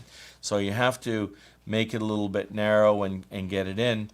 And then when you use the Keller funnel, we don't have to do that. So there's no trauma to the implant. And if you're trying to put a very big implant in through a fairly small incision, you can end up exerting quite a bit of force on that implant. Whereas when we use the Keller funnel, it's all that slippery surface, and we just squeeze it, and it shoots in really quickly, to be honest with you. So it's less traumatic. Nobody's touching it, and it's better on your tissues. Everything. It's fantastic. That is a great invention. Okay, so what am I talking about? I got distracted with the Keller funnel. Here we're going to be talking about. Remember I said the more droop you have, the more incision you need. That's a basic kind of principle. And so if we look here, you can see the diagram that I've got, and it's degrees of ptosis. I mean, you kind of know this by the time you start practicing, but remember, everything relates to this IMF, the inframammary fold, or the inframammary fold crease. That's what's under your breast. And we really determine whether you have droop or not based on your relationship of your nipple to that line. And so for patients where their nipple are right at that line, that's very mild. You can see on the screen it's a grade 1 ptosis. And as time goes, as patients will get more droop, then you get a lower nipple position.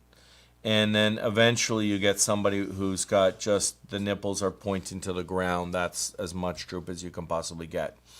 And so as you move along this line with more droop, then you're going to get a bigger incision. And remember, a normal breast without any droop has their nipple above the crease, and then the end of their breast is right on the crease. So this would be a breast augmentation patient. They don't have any droop, and we go in and we just put the implant in here, and you get a bigger, fuller breast. But when you start getting into these different degrees of droop, then you're going to need to use some type of pattern for a lift. There are two patterns for a lift. You can do a lift where it's just around the areola. So you make your incision around the areola, and you do your lift through that. When you get a little further along this line and get to this heavy degree of droop, this operation just around the areola is insufficient. It's not very powerful, and it's not going to lift this nipple from here back up to where it should be just with an incision around your areola. So that's where you require this incision where you have the inverted T. So the more droop you have, the bigger your incision will be.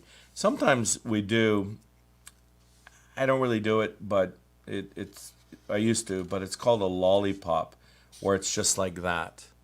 I always tee mine off at the bottom, because if you just do the lollipop, you're kind of leaving it up to the breast and the patient's breast to determine where this bottom part is. Whereas if you square it off, you can then set the breast there and you say, like, this is the length I want you to be. Because you can make things too long, or you can make them too short as well, but you can make this too long. So if you just do the lollipop and just do that, it leaves the too much decision to how the breast is going to look to the breast. Whereas if you go through and you tee it off and you set that point, you have much more control. And for me anyway, I've been getting much better results since I stopped doing that. And I stopped doing that probably 10 years ago. And there's a famous surgeon in Kentucky, Dr. Calabrese, and I went up to him when I was a young buck in a conference, and because I was struggling with this whole lollipop thing, and I could see when I was doing the lollipop, sometimes my breasts were bottoming out, the implants, I didn't like it. And I went up to him, and I was hoping he was going to give me the answer to how to solve my problem with the lollipop. And he told me, yeah, don't do that. So I was like, okay, that seems to make sense, because I was doing all these other things to try to get the good result with the lollipop, to try to save a patient from getting a scar, and I wasn't as happy with my results. And he had been through that himself, and he's like, yeah, just don't do that. Control where the fold is, make a horizontal line, even if it's small, that's going to give you a better result. So I don't do the lollipop, but that is kind of an in-between incision between the concentric and the one that's just around the areola and the vertical. So while we're kind of talking about this, let me just show you let me say one thing beforehand. So when we do, let's say we're talking about this patient here, and she'd look at her nipple doesn't have to go very far. It's called a lift. I really kind of consider it in my mind a nipple reposition, but it's still a lift. So we're going to lift and we're going to move that nipple. So how do we do that? I mean, you make the incision around the areola, but what actually happens? Well, what happens is if this is your areola, that's your nipple, then what we do is we make two incisions. We make an incision right along the areola. It's a little bit different, but this will suffice. So we make the incision right around here, and then we make another incision above and around the areola. And then we remove this tissue. And once we remove that tissue, we then just sew this circle to that bigger circle. We sew this together.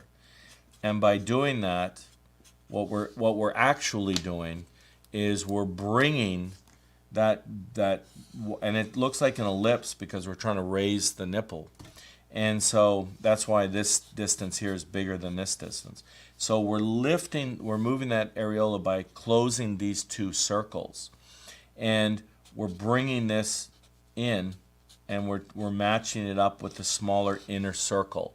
And that's that purse string, and there's different ways to do it, but we're shrinking that areola, and by doing that, because we've made that incision up high here, it's raising the nipple.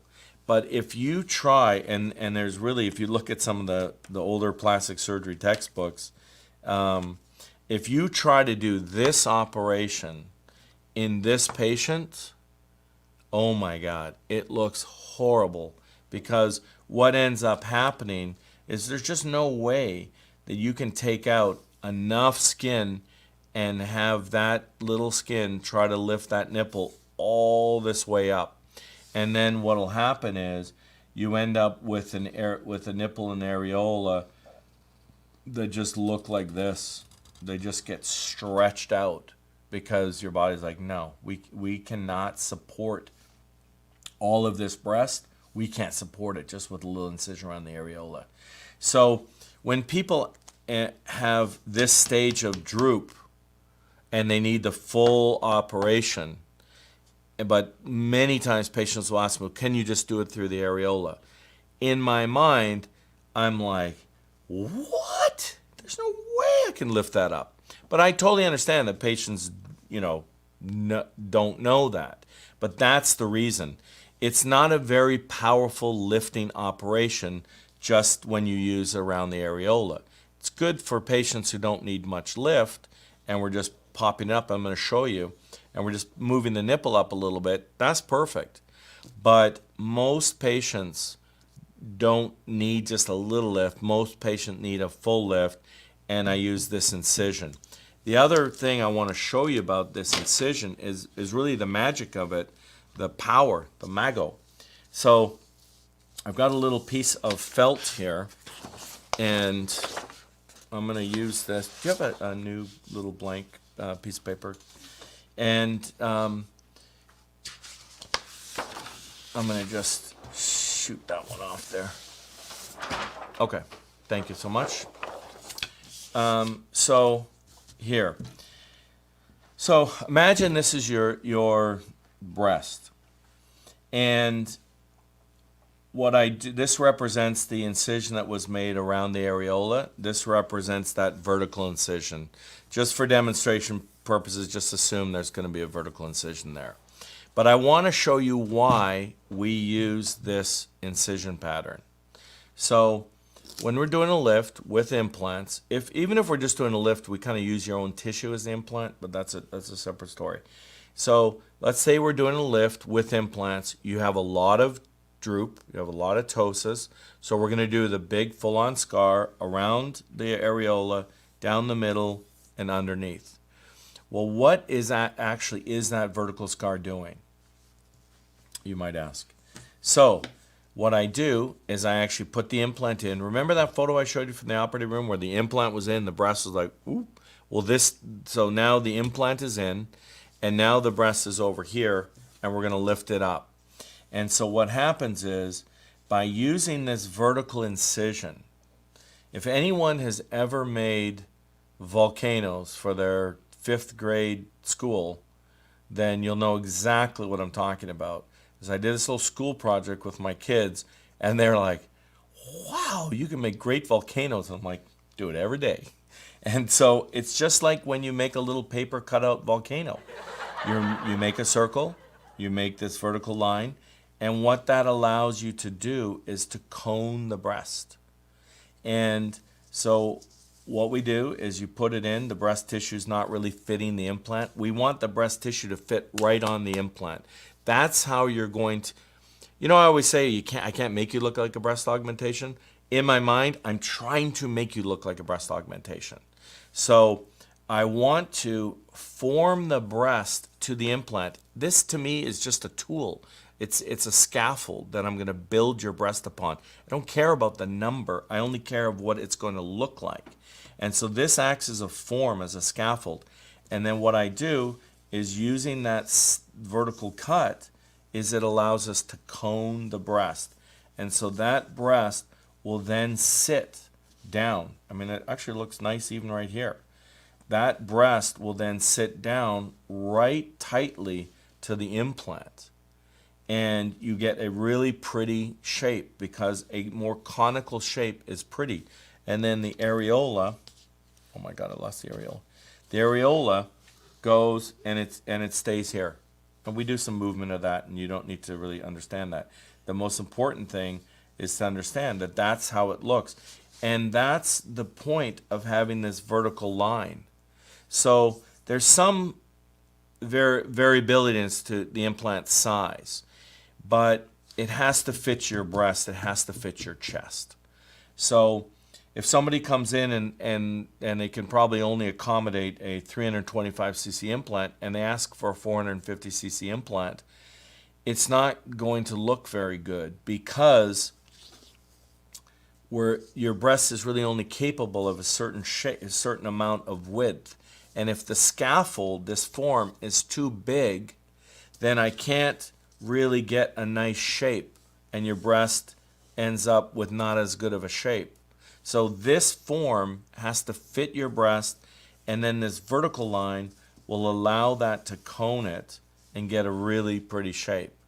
So that's the reason we use the vertical incision. It's super powerful at tailoring. And then once we've kind of tailored it and where we go, we're discarding the other breast tissue. So if you look at that other diagram I had here, and you saw this droopy breast, and we're trying to raise this nipple up, what we do is during that time is I also discard quite a bit of that tissue. So that's that heavy droopy tissue. I get rid of it, so it's not bothering us anymore. and that's why we do some of the other cuts and remove that tissue. But that is the magic of this vertical scar, and that's why you have to pick the perfect implant for that breast so that you can get the very best shape, because there are different shapes as you're moving this in. You get better shapes. I mean, you can overdo it too, and that looks really weird. So you kind of have to find that perfect balance as to where to leave it. But that's the beauty of that vertical scar. Now, since we're already doing this arts and crafts, so remember I said to you that in order to do that concentric lift for somebody that just needs a little movement of their nipple, then this is a concentric lift. We make an incision around the areola. Usually we end up making the incision smaller, or the areola a little bit smaller. We make it to 42 millimeters, which is the size of the cookie cutter that I use. It's literally just like a stainless steel cookie cutter. And you make a little impression on the breast that will show you where you cut to cut out the areola. And then we discard this tissue. We make another incision out here, and we throw away this white tissue. Would all be thrown away. Well, now you've got fat and breast tissue here, and you have to bring this outer circle into where the areola is. So you have to put a stitch around and then pull it. And usually it's a little bit more like this, because we're trying to get the nipple, the areola to come up. Does that make sense? So we're trying to make the areola come up. So it's usually not exactly like this. It's a little bit more like that. That's too technical. But anyhow, so then what we do is, I do it a little bit differently, but I'm going to show you, but just, I can't demonstrate that, but this one I can. And this is a standard, what we call purse string suture. And so we pull that suture tight. And so, let me see, I'll just tie this down.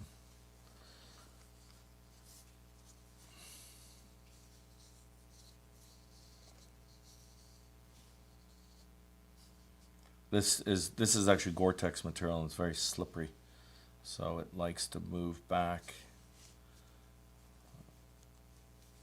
I need Leanne helping me here, holding this. So, okay, so this is what happens. I'll just put a few knots in here just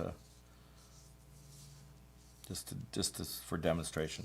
So what we do is we cinch that down. So it goes back to where the areola is. Obviously, this is not all. Your breast's not flying up in the air. But we suture it back down. But it's very different than when we use the vertical. So the vertical will cone the breast. And you get this really nice shape. And it takes the shape of the implant. The incision that just goes around the areola doesn't cone. That actually flattens the breast. So that's another reason why you can't start really doing big lifts with it, because you'll just get a pancake of a breast. And so what happens is when you cinch this and you pull it down, it actually flattens. So it does the opposite of what we like. I'm going to show you later as to a time where I use this, because I want to flatten the breast when we're talking about tuberous breasts. So this is actually, we can make this work to our benefit. But by and large, this tends to flatten the breast. So I use this operation, but I only do it in the right circumstance when patients only need a small amount of lift. And the rest of the time, I do this. And the other thing that this allows me to do when I do this conical is it allows me to discard all that tissue that's hanging down. This operation does not let you do that. This is really just focused around the areola, and it doesn't allow you to go and clean out that tissue that's kind of hanging and drooping. So that's the power and the beauty of that vertical incision. Okay, enough arts and craft for the moment. We may come back to them. Okay, so here's an example of this red pattern where she just needed a small amount of tissue, a small amount of movement of the nipple. So I did put the implant in through that other scar you see at the bottom. That's where I put the implant in, and then I just cinched her and made the implant smaller. Here's a demonstration. Actually, that's using this same suture material. It's a Gore-Tex material. And it works really well because it's very, very slippery. And so this is just a short video which will show. So I've already put the implant in, and I've already placed, this is a wagon wheel. It's from Dr. Hammond in Michigan. He's an awesome surgeon. And he came up with this wagon wheel pattern. And so what that does is you pull, you can see why I was struggling with this little red felt, because it has to be kind of tight there. And you pull this down. Sometimes I've dunked in a little bit of tissue there. And then that's a permanent stitch that stays there forever. And it goes down there and it holds your breast in a smaller, there's a little bit of spreading afterwards, but for the most part it holds it really well. So I do the concentric lift, not infrequently, but if you have a lot of droop, there's just no way you can do that. That is not powerful enough. You can't do this operation, somebody that needs a big lift. That you need to have the vertical scar, and that's why. And then this, you have to put a million knots in this because it's a slippery stitch.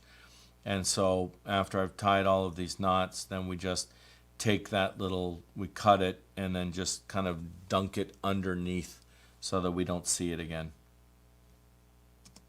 Okay, so we're getting close. You've done well. We're 2 hours, and we should be able to wrap up here, I would say, in 30 minutes or less. We're still going to have time for questions at the end. But I do want to talk about a tuberous breast deformity because it's much more common than you realize. And to be honest with you, years ago, this was absolutely one of the hardest operations that I had to do. I would sweat bullets, and I was disappointed sometimes with my results. And it's a very tough problem. It's a congenital problem. This is the way the patient's breast develops. They don't develop along normal lines. They all look very similar to a certain degree, but there's still a wide variability. They all have, if you were talking about cars, they all have a steering wheel, brakes, four wheels, and engine. But aside from that, there can be a lot of variability. You know, you get trucks and minis and all this type of stuff. So there's the same sort of developmental problem, but there is differences in how widespread it is and whether it's in both breasts, one breast, everything. But what you can see if you look at her, and it's a shame that I have to put these little gray things on here, but what happens is you'll see some of the stereotypical findings, and that is the areola is large and they're kind of puffy. So if you look on the lateral photo, the one to the side on the right, you can see that her nipple is kind of puffy. And what happens is there's a constriction. What we call, can I draw here? Now? Yeah. Okay. So with the typical breast, you're going to have this distance here is like that. With the tuberous breast, you're going to have a shortening of this limb here. It's going to be what we call constricted. It's not very long. A typical breast may be 7 centimeters. This could be 3 centimeters. And so you can't simply go in and put an implant in because you end up with what's called a double bubble, where the implant sits here because the implant, this distance here from the middle of the implant down to here has to line up with this distance. That implant, when it sits in there, this distance, which is this distance here, has to fit the breast. But the problem is, if you just tried to do a breast augmentation in this patient, this distance is so short that the implant would come down and just go below, and you end up with what's called a double bubble, which is a disaster. We don't want that. So what we actually have to do is we have to lower the fold, and we have to give the breast more space there in that bottom part of their pole. The bottom part is constricted. So we sort of think of it as the nipple and the areola are developing and they're constricted, And so the areola tends to spread as you're developing, and your areola is trying to come through. The breast bud is trying to develop and come through, so you get a poofy, large areola. The breasts tend to be very widely spaced, and they have this very short distance. So those are all the problems with it. Here's another patient, same tuberous breast diagnosis, but she has it different in both breasts. Still, both of her breasts are constricted. It's just on the right side, she has a lot more of that tissue that kind of just poofed over as it was trying to burst through. And so when they have those poofy nipples and that tissue's poking through, that's when it's good to use this technique, because this technique flattens the breast, and we have poofy nipples that we want flattened. So when I do a tuberous breast case, what I do is I totally change where the pocket of the breast is. So I lengthen that to put the implant in, to allow for the implant to go in. And then we're going to lift the breast, because you see how if you look at her breast, she's got a little bit of a droop. So we're going to use this concentric incision to raise the nipple, and we're also going to use it to get rid of some of that extra enlarged areola tissue. And this is just an example showing you two different patients, but similar kind of issues. And it works pretty well. And here she is here after having that. So now she's got a longer distance to accommodate. Oh, I'm sorry, I apologize. I thought I had more before and afters. Let's just go back here. So again, she's not looking like a breast augmentation patient that never had a problem with her breast, but she looks much better. And look at the cleavage that she has, which is really nice. And she's got more establishment of a longer distance underneath her breast. And quite often with these patients, even though we're making a new pocket to accommodate a bigger implant, we can be a little bit limited on the size of the implant that we can use. So I tell patients, if you want to be bigger, I'll make you as big as I can, but wait for a couple of years. And the implant acts as a tissue expander, because in severe cases of this, and in the old days too, we used to use a tissue expander to grow the skin and then put the implant in. Now we do it on one step, but we kind of use the implant as our expander. And so if patients want to be larger with the tuberous breast after that, they can be, but I usually have them wait for a year or two. And then it looks really good when you put a bigger implant in. Okay, final thing that I want to talk about, it's a little expression that I coined called a rapid redrooper. So keep in mind that we are hostages of the patient's tissue. So here's an example. This person has not had any surgery. She wanted a breast reduction. And you can see how far her breasts are almost down to her belly button. But if you look at her breast, she has a lot of stretch marks on her upper breast and really throughout. And that just shows you how weak her tissue is. Her tissue is just not strong enough to support these breasts. And your strength of your tissue, what do you need? The strength of your tissue depends not just on the skin. I think a lot of people think, oh, it's just related to the skin. But it's not. It's related also to the ligaments. And so this is the skin here. This is the nipple. This is the breast tissue. This is just fat. And then you see these white things here? These are the ligaments. And they attach from the skin down to this fascia. This is what we call the pec fascia. That's the that's the pectoralis major muscle. That's a big muscle on your chest. And your breast sits there with the skin, and then those ligaments hold your breast. Well, if you go back and you look at this patient, clearly her skin is not good, and it's all has stretch marks and broken, but her ligaments are not good as well. So the ligaments that are supposed to be holding her breast to her chest, they're also very weak and wimpy. And usually if I can kind of pinch and roll the skin, then there's someone who's very, very thin, poor quality skin, and those people are rapid redrooper. Okay, so the next two slides are going to be shown in the operating room. If you've got a queasy stomach, then obviously not for you. But what I'm doing is that I'm showing, this is a lift. This is a vertical lift with that vertical incision. The one I was doing, here. That's what's going on in this situation. And the sizer is in. Now look at how soft and non-supportive her tissue is. So I will actually remove part of that tissue, and I will put a lot of stitches in there, because that tissue is what's there holding the implant. So if that tissue is weak, you can see what happens. If you look at somebody who has strong tissues, a totally different patient, same operation, and here the implant has actually just been put in.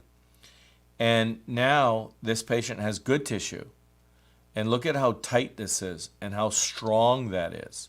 So and you can use mesh, and there's different things you can do, but again, if you have tissue that's soft like this, it makes it more challenging to hold that implant. We really prefer patients to have that really tight, strong tissue. So here's somebody that came in for an implant and lift. I ended up doing an implant and lift with her, and here she is at the beginning. There she is on the left at 6 weeks. Hugs, everyone's happy. She loves the shape of her breast.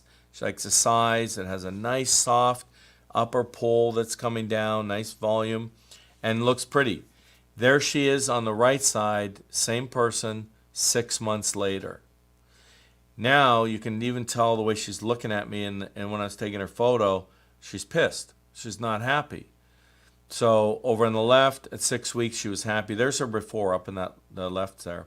So she's happy, everything's good, and at 6 months or a year, she's miserable because she drooped and bottomed out.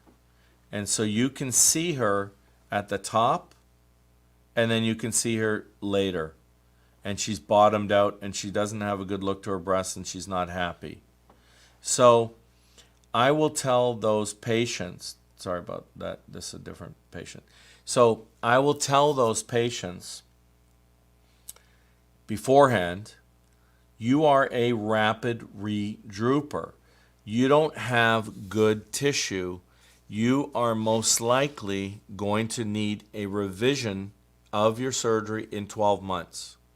So I like to be perfectly clear. So most people are not rapid redroopers, but the ones that are, it's very important to explain to them, listen, we're going to do this. We're going to remove tissue. We're going to put stitches in. We can even use mesh, all the other things. But because your tissue is weak, you're going to redroop. And in a year, you get most of your redrooping within that first year. Then we'll go back.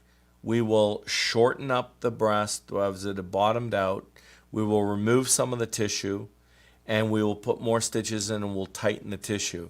Usually if you do that, you can get that rapid redrooper to kind of not be as much of a rapid redrooper anymore, and they can usually have a pretty stable result with their breast lift and implant after that. But for rapid redrooper, they're going to droop a lot in that first year. I say don't worry. If it happens, we'll correct it, and then you should be good. But all of these things are important, and you can see the purpose of me having these slides here are you clearly see you're going to get a different result in a patient with tissue on the left compared to a patient on the right, her tissue. It's just we're working with different tissue, and we have to work with the tissue we're working with.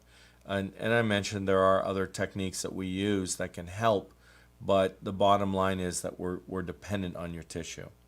Okay, so that will wrap it up, and I appreciate your attention. I'll take some questions now if you'd like, and if you have any questions, just please let me know, and we'll go through some of these questions, and then I'll show you how to get the PDF file, and then that'll be it. So Jane is saying, how do I know if the you can go ahead, Juan.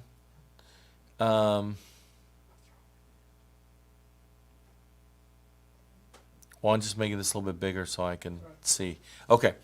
How do I know if the triple point wound is healing well? What are the signs to look for? So typically what happens with a triple point, and this can be disconcerting for patients. So if someone contacts me, oh, I've got a problem, I'll say, okay, that's triple point. Don't worry, it'll get better. Wash, soap and water, gauze. Well, usually what happens is I'll say it's probably going to get worse before it gets better. And what I mean by that is when you get some death of the little skin in that little triple point area because the blood supply has been cut, then the first time you see it, you'll just see a little bit. It's almost like a plant that hasn't been watered. You may see a brown leaf, and then you come back a couple of days later and maybe that branch is all brown. Well, you could have watered it after you saw that little brown leaf, but you'll still get that brown branch because that has already died. You're not seeing it yet. So with triple point healing, it can start small and get bigger, and that's normally what does happen. So obviously patients will see that and they'll see like, oh, you said it was going to get better, now it's getting worse. Like, what's happening? What's going on? I think it's an infection, and it's not. It's just the fact that that tissue has died and we don't see it quite yet. And so then it'll get a little bit bigger, and then at that point it'll start to heal. But it takes a long time. It takes about 8 weeks to heal. So you just have to be patient. Somebody asked, how do you know if it's going in the wrong direction? It really doesn't. If it just stagnates and doesn't heal, then we'll use a PRP, but it just takes a long time. Okay, Rude Gal Rex, how long does it take for scars to go away? They never go away. Scars never go away. They only get better. And there's a lot of stuff that you can do to help your scar and the things that you should do to help your scar. And I have a scar system which is very simple. It's the OG scar system. You use the scar gel, which comes in a bottle, and use that 2 times twice a day. And then for 2 minutes, twice a day for 2 minutes. And then at night you sleep in a silicone patch. It's a strip, rather, that goes on the incision. You just keep repeating that for a whole year. And that's how you'll get the very best scars, but scars by definition never go away. They fade, but they don't go away. Evan and Misha, can you reduce the size of areolas? I mean, I don't know where you've been. Yes, you can. Look at, you can reduce the size of the areola. And you do that with every reduction, every lift, the areola gets smaller. If you're talking about, can I reduce the size of the areola with a breast augmentation, for example, the answer to that is no, because if you just need a breast augmentation, you don't have any droop, you don't have any extra skin. I can't just make your areola smaller, because if I do, and I make those 2 circles, and I mean I can make it smaller, but all that'll happen is, because there's no excess skin there, is I'll bring those 2 things, those two circles together. It'll make your areola smaller until you get to the recovery room, and then it's going to start to spread. And your body's like, no, I need more room. Just put this implant in. I need to, and you'll get a terrible scar. It's just all spread. So I always reduce the areola with a lift or reduction, but never with a breast augmentation. You can make the nipple smaller with an augmentation, but that's a different story. Does a reduction include a lift? Yes, Miss Hardy, it does include a lift. Everyone will say, I want a reduction and a lift, but a reduction comes with a lift. So it's kind of like, I want lipo and a BBL. The BBL comes with lipo. That's where we get the fat to put it in. So that's sort of like asking for a hot dog with a bun. So every reduction comes with a lift. Janelle wants to know, I live out of state. How soon can I travel after surgery? Breast surgery is not too bad. I usually recommend staying in Miami for 2 or 3 days before it's fine to travel. The truth hurts. I love that. What if I lose weight after a reduction? So what will happen to your breasts? Well, it depends on what the ratio is of breast tissue to breast fat. So if you have mostly fat in your breast is going to get smaller if you lose weight. If you have mostly breast tissue, you won't see any change with weight loss in your breast.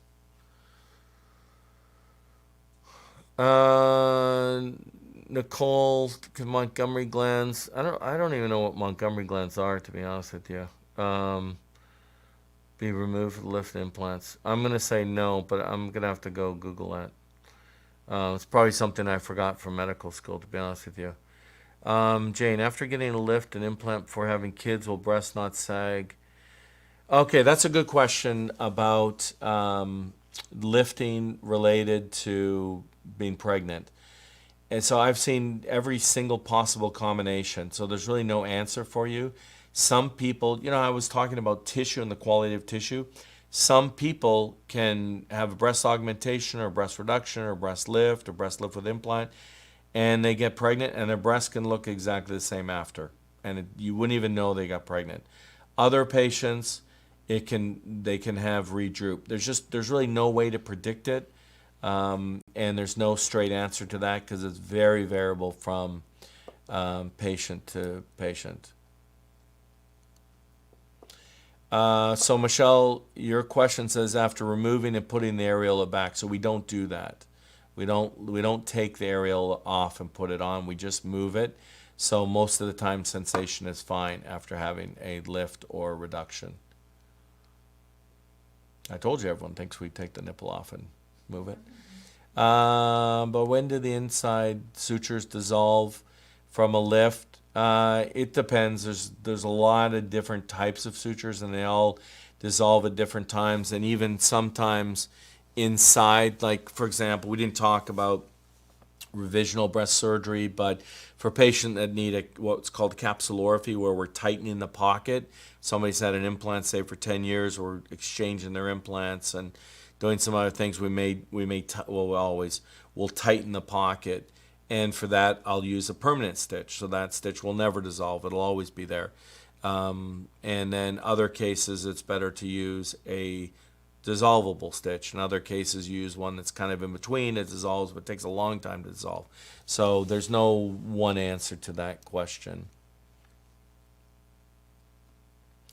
Rose, why do some women look like their areola was drawn on with a red marker?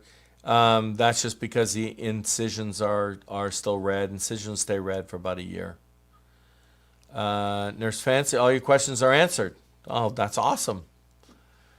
Look up that Montgomery gland thing then while you got some free time. Post about that.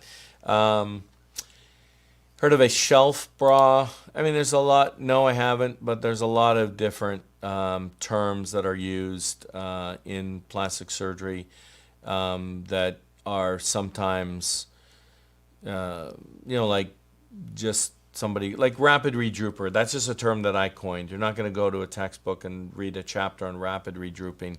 So, but I have not heard of the shelf bra, but I imagine that it's an internal bra of some type. And it's probably what we do already, and just somebody calls it something a little bit different, would be my guess. Can you do an arm lift with a breast reduction? You can do anything with anything. I mean, that's part of the problem. I think what you see that happens in the Dominican Republic is they'll go through and they'll have somebody have a 12-hour surgery with arm lift, breast lift, tummy tuck, BBL, and arm lift or something. You can do an arm lift with a breast reduction. Would I do that or recommend it? No. I personally don't do arm lifts anymore, but you need your arms to recover.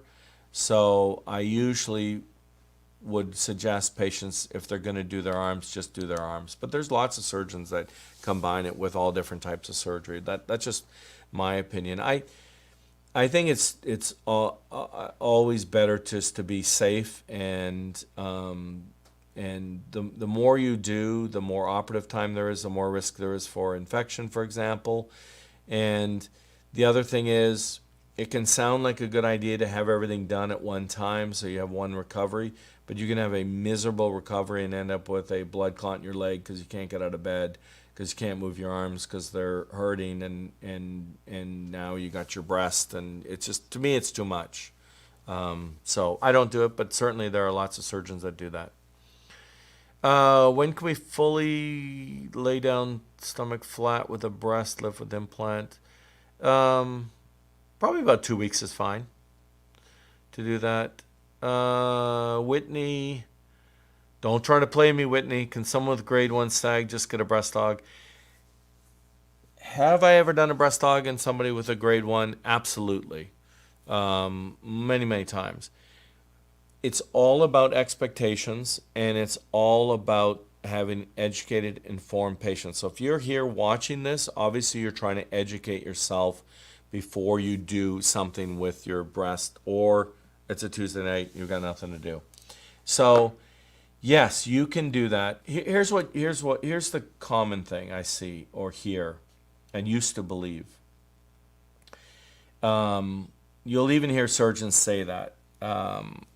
That if someone has a little bit of droop, oh, just put a bigger implant in. I'll aug her out of that, is what a surgeon would say to another surgeon. Oh yeah, for her, I wouldn't do a lift. I'd just put a big implant in, just aug her out of that. That still goes back to the concept that the implant will lift, and kind of the augmentation will get rid of that. Certainly nipples will rise a little bit with a breast implant just because of the volume relationship. But truly the implant, if you just keep going back to that slide I showed in the operating room early on, where here's the implant and here's the breast. Breast implants do not lift. That is a stone cold fact. So if you have minor droop and you put an implant in, it's not going to lift the breast up out of that droopiness. Even if the concept is, oh, if I put a bigger implant, it'll do that. It doesn't. So what I say to those patients, I say, listen, you don't have that much droop. It might be overkill to do a lift here.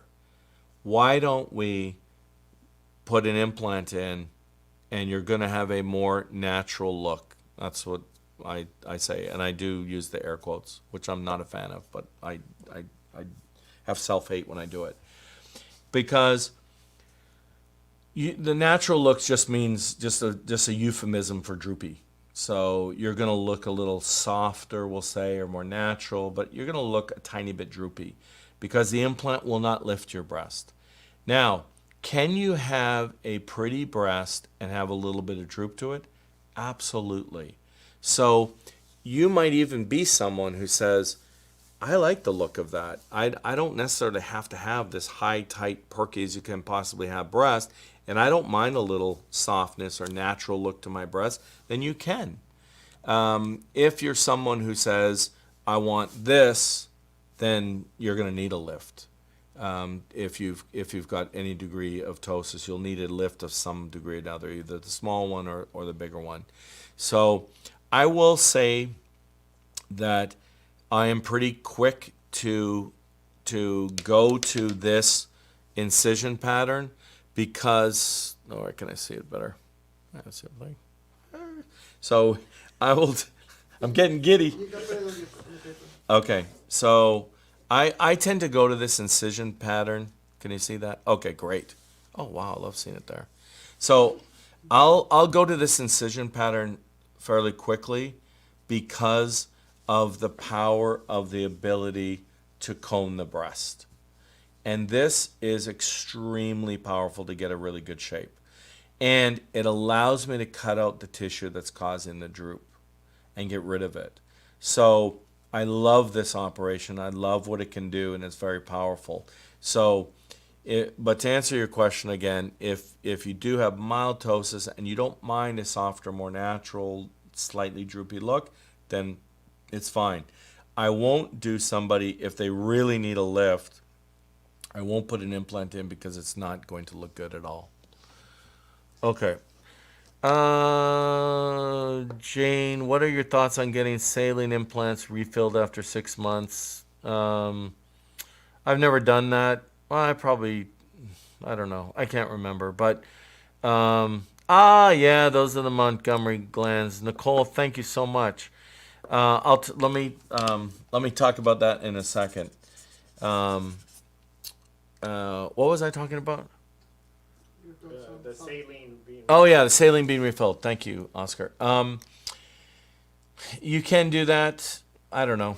I think you're just getting. I don't know why you would really want to do that because there's.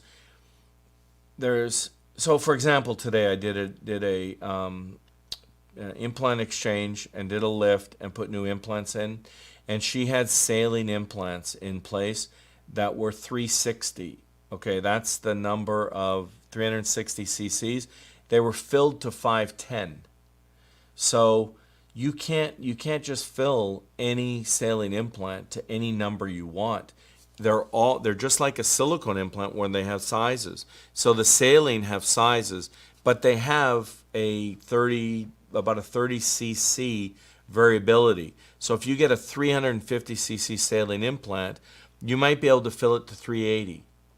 But you can't go and fill it to 510 because that distorts the implant. It actually voids the warranty of the implant, but it distorts the implant. The more you overfill an implant, the more tall it becomes. It looks odd.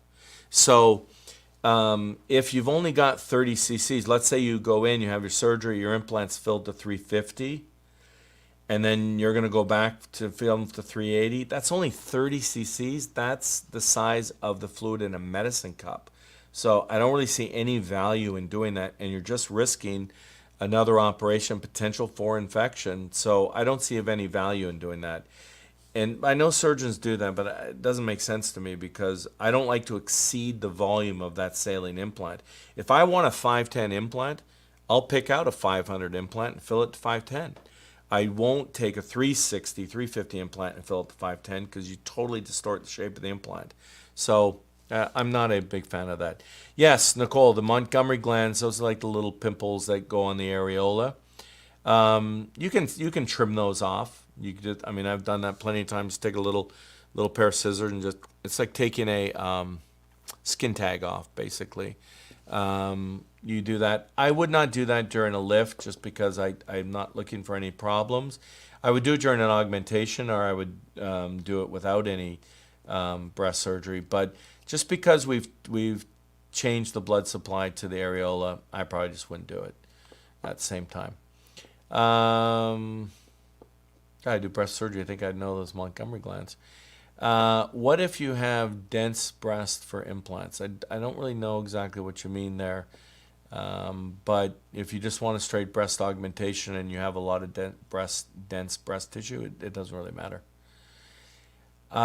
Miss Jody J, you're trying to lead me along. How long after surgery do I stop wearing a compression garment?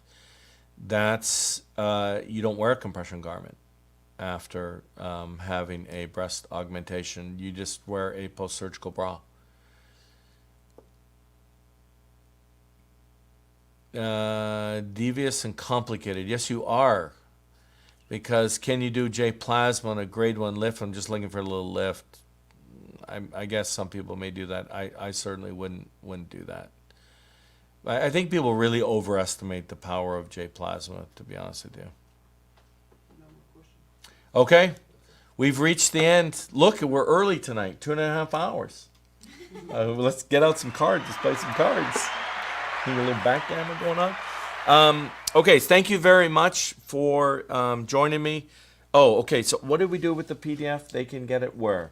They're going to get it at the bottom of the video, and we're going to send it through them. Okay, so if you're part of the WhatsApp group, you're going to get this PDF. You should be part of the WhatsApp group. WhatsApp is really cool, these groups.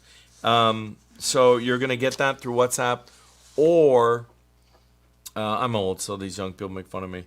Or it's going to be on a link at the end of this video where you can download this PDF. It's good. We've got quite a few PDFs and we did from last night. And if you weren't able to attend last night's marathon, it really is. I made it long because I wanted it to be extremely comprehensive, and that it is. And if you are having any breast surgery at all, whether it's a breast augmentation, reduction, or lift, it's good information on how to recover from breast surgery. So that's a long video, but it has really good information there. Just put it on like 1.5 speed or something, and you can zip through it. You know when I made that video with all the caffeine, and I got all jacked up on caffeine, then I had all those, where I didn't really drink that much caffeine. I'm very sensitive to caffeine, so, but I did have a couple, and I always think I talk so slowly that I'm like, all right, let me talk fast. And somebody commented, that's the first one of your videos I've actually had to slow down. And I'm like, wow, I was really flying on that caffeine. So anyway, thank you very much. If you're in the Miami area, I'm going to be we're putting on the OG conference, the OG Roadshow. We normally travel with it, but we're going to stay local because it's too damn cold everywhere else in the country, and we're going to stay here in Miami. So on February 17th, we're going to be hosting the OG Roadshow here at the Sheraton Airport, the Miami Sheraton Airport Hotel, which is a nice place. And there's going to be food and drinks. I mean, not cocktails, but food and beverages. And then time for questions. And also I'll be doing consultations there. And we'll be going over all the topics, breast, body, lipo, BBL, all of that. And on March 2nd, I'm going to be going on the road. We're going to venture a little bit north. We're going up into Georgia. And we're going to be doing the OG Roadshow in Georgia in Atlanta. And so that we're looking forward to that as well. And as always, please subscribe to my channel and turn on your notifications. You'll get notified of any videos. And leave comments. And I'm happy I go through and I will answer them. And sometimes I do a little sparring on there. I try not to get too carried away. But leave a comment, and usually good questions come up, and it's helpful to, I think, a lot of people that are usually have the same question.